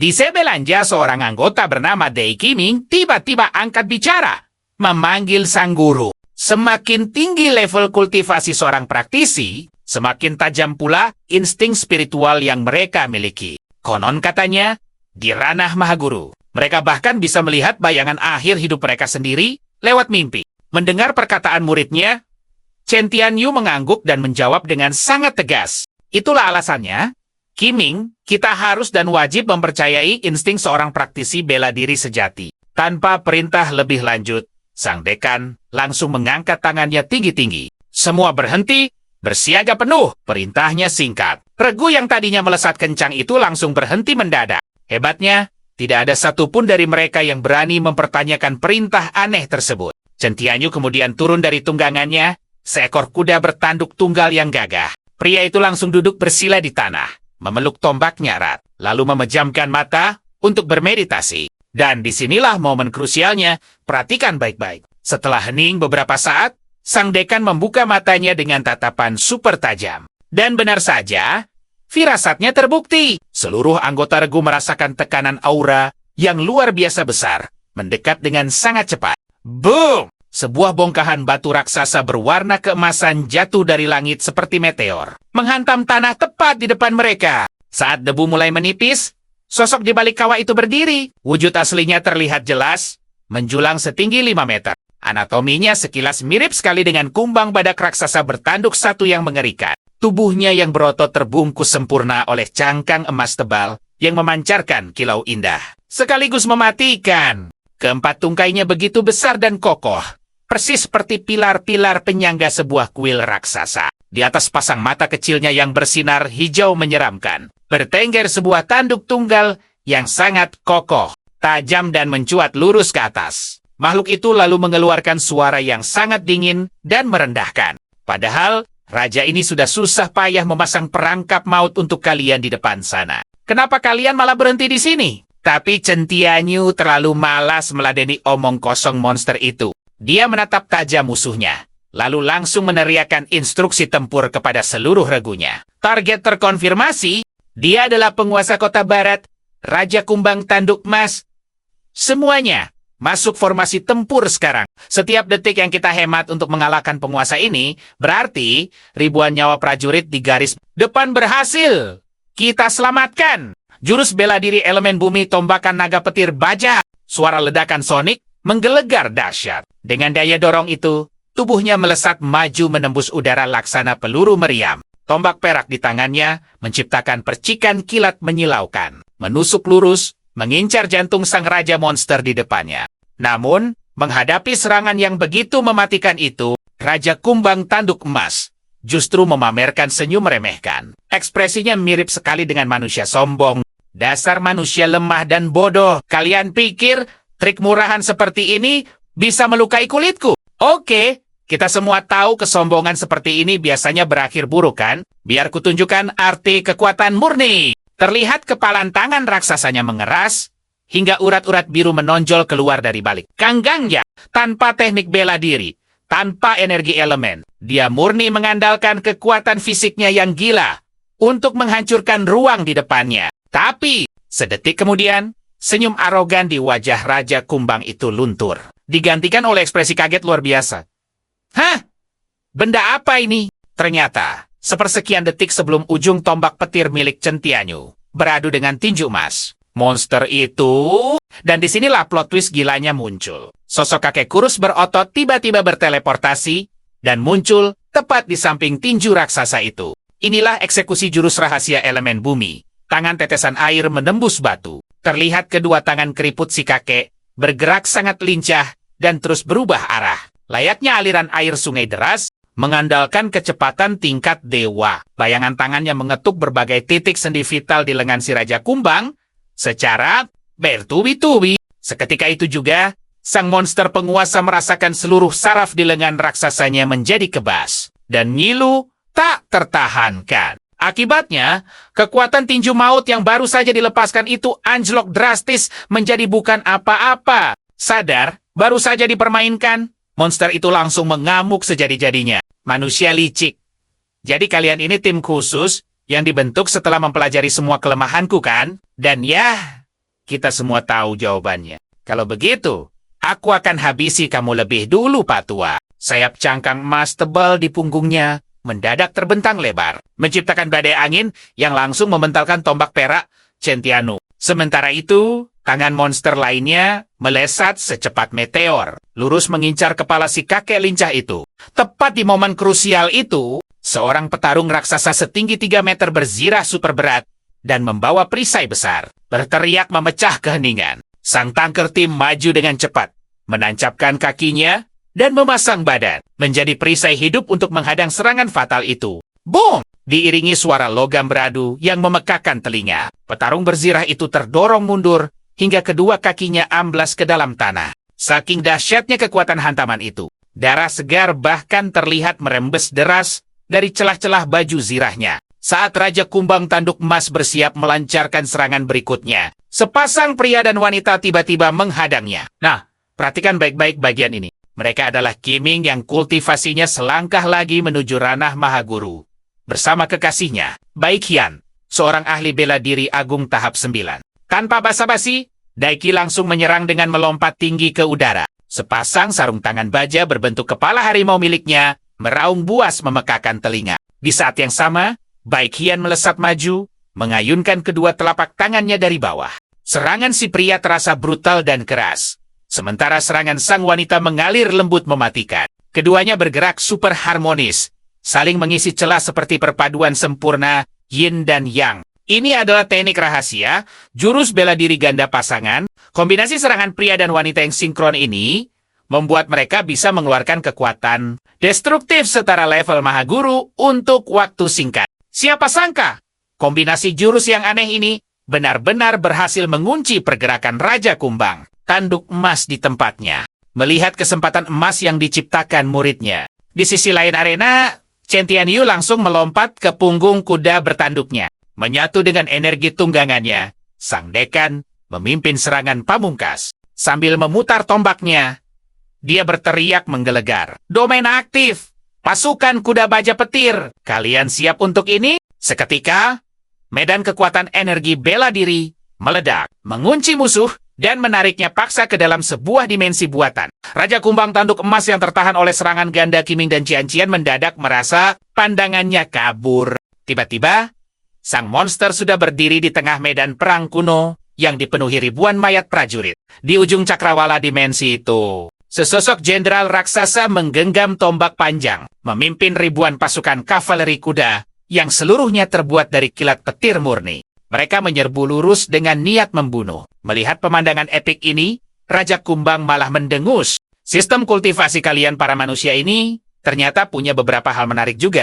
Mungkin benar kata sang kaisar, kami bangsa monster memang harus mulai mempelajari ilmu kalian. Tepat setelah meremehkan lawannya, tubuh monster itu mendadak membesar 2 kali lipat. Dengan kepakan sayap bajanya, makhluk itu melesat menembus udara dengan kecepatan supersonik. Berkali-kali lipat kecepatan suara. Mach. Tubuhnya berubah jadi seberkas peluru cahaya emas yang menerjang brutal. Beradu langsung melawan ribuan pasukan kavaleri petir di depannya. Krak, bung! Detik berikutnya, benturan dua kekuatan absolut itu membuat seluruh domain buatan Centianu hancur. Berkeping-keping seperti kaca, suara guntur yang memekakan telinga menggelegar dahsyat, menyapu seluruh langit kota barat. Sisa kilat dari ledakan itu bahkan melesat liar dari pusat kota, menembus jauh ke perbatasan, menghanguskan semua yang dilewatinya jadi abu. Namun di tengah kedahsyatan itu, semua anggota regu elit tahu satu hal. Mustahil membunuh monster level penguasa semudah ini. Kita semua tahu itu kan? Mampu melukai monster ini saja sudah jadi keajaiban besar bagi misi selevel ini. Tapi firasat buruk mereka terbukti benar. Dan dari balik asap tebal, kalian dan aku akan mendengar suara yang tidak mereka duga. Lumayan juga.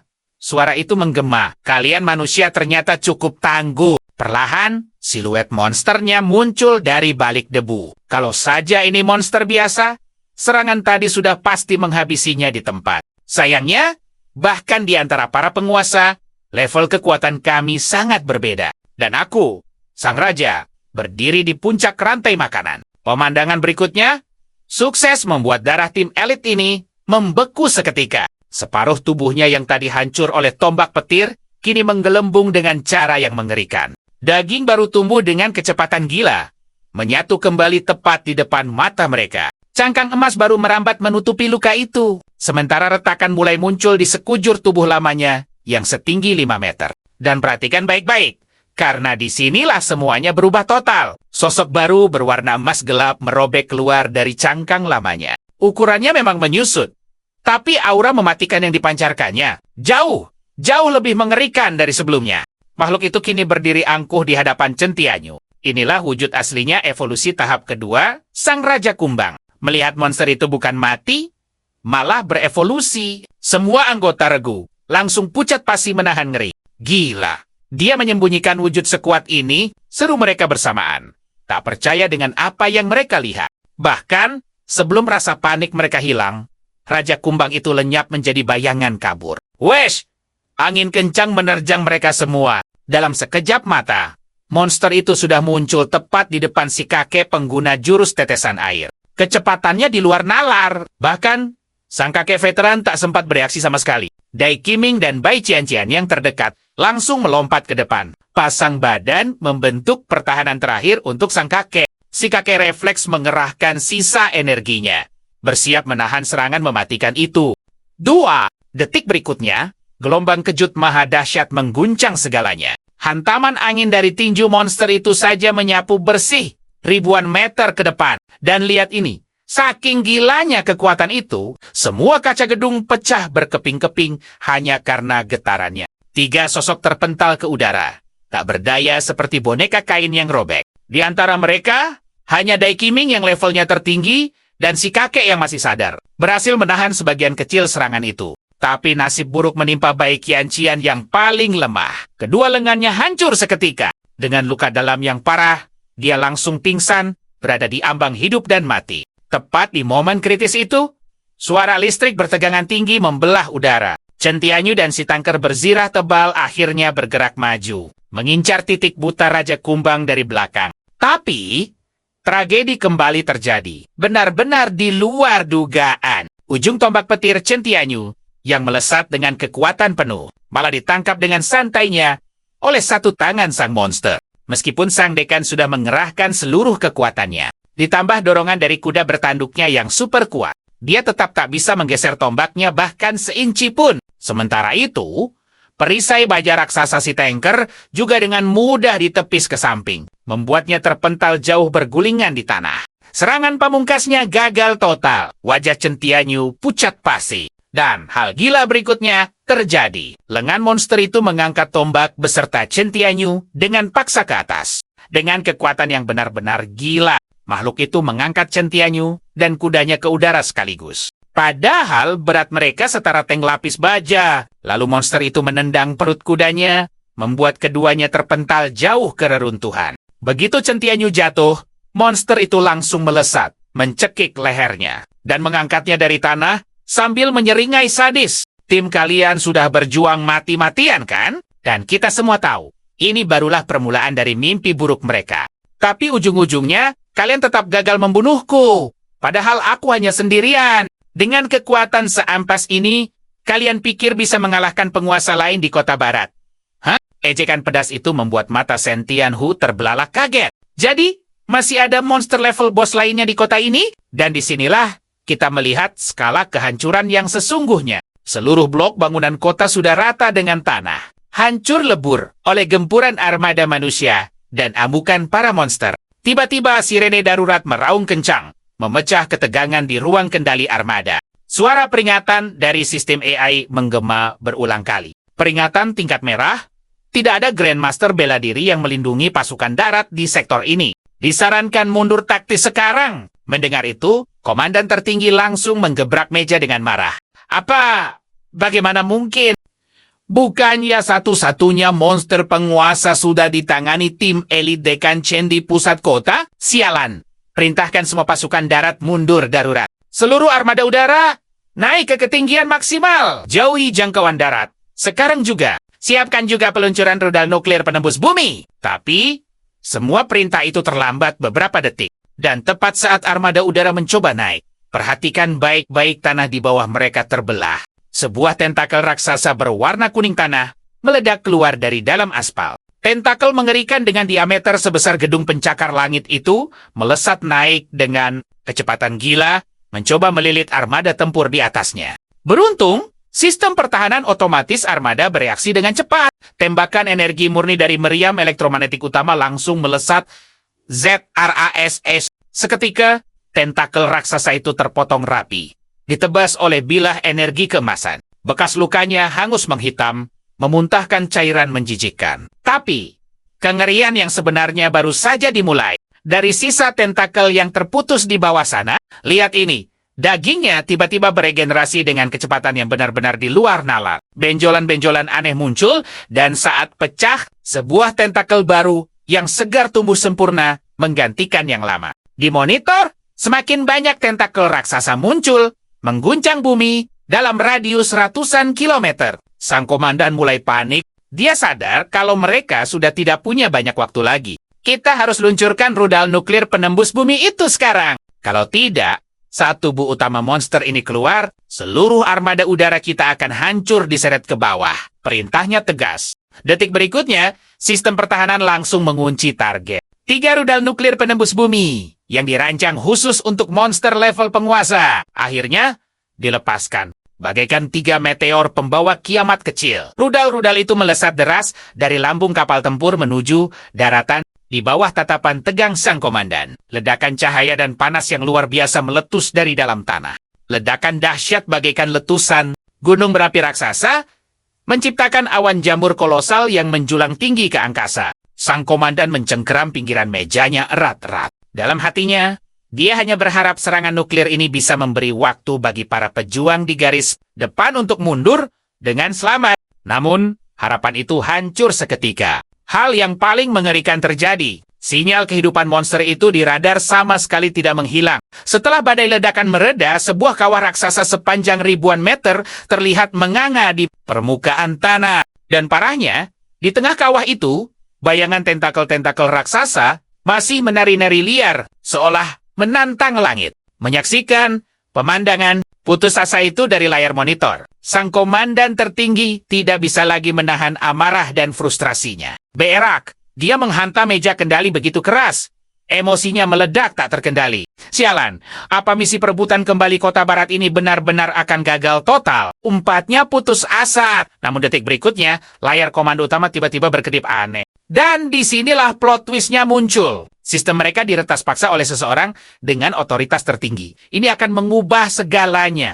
Tiba-tiba, suara robotik dari NUA, superkomputer kebanggaan Universitas Web, menggema di seluruh ruangan. Terima kasih atas perjuangan kalian semua, para prajurit. Sekarang, serahkan sisa medan perang ini kepadanya. Pengumuman misterius itu membuat sang komandan tertinggi mengangkat kepala. Keningnya berkerut dalam kebingungan. Siapa dia yang kau maksud? Tapi, perhatikan, disinilah semua jadi gila saat operator radar berteriak panik. Lapor, komandan, ada objek tak dikenal. Sebuah rudal balistik antar benua melesat dengan kecepatan supersonik, lurus mengarah ke koordinat mereka. Tapi bukan rudalnya yang bikin semua orang shock. Prajurit itu menelan ludah, ragu-ragu melanjutkan laporannya. Komandan, Radar kami menangkap sinyal kehidupan tepat di atas rudal itu. Yep, kalian tidak salah dengar. Benar saja. Ada sosok gila yang berdiri tegak di atas rudal antar benua yang sedang melaju kencang. Dan orang gila penantang maut itu tak lain adalah jagoan kita, Yaihe, yang baru saja berhasil menembus level kultivasinya. Dan itulah cara seorang legenda sejati membuat pintu masuk. Percayalah, kalian pasti ingin melihat apa yang terjadi selanjutnya.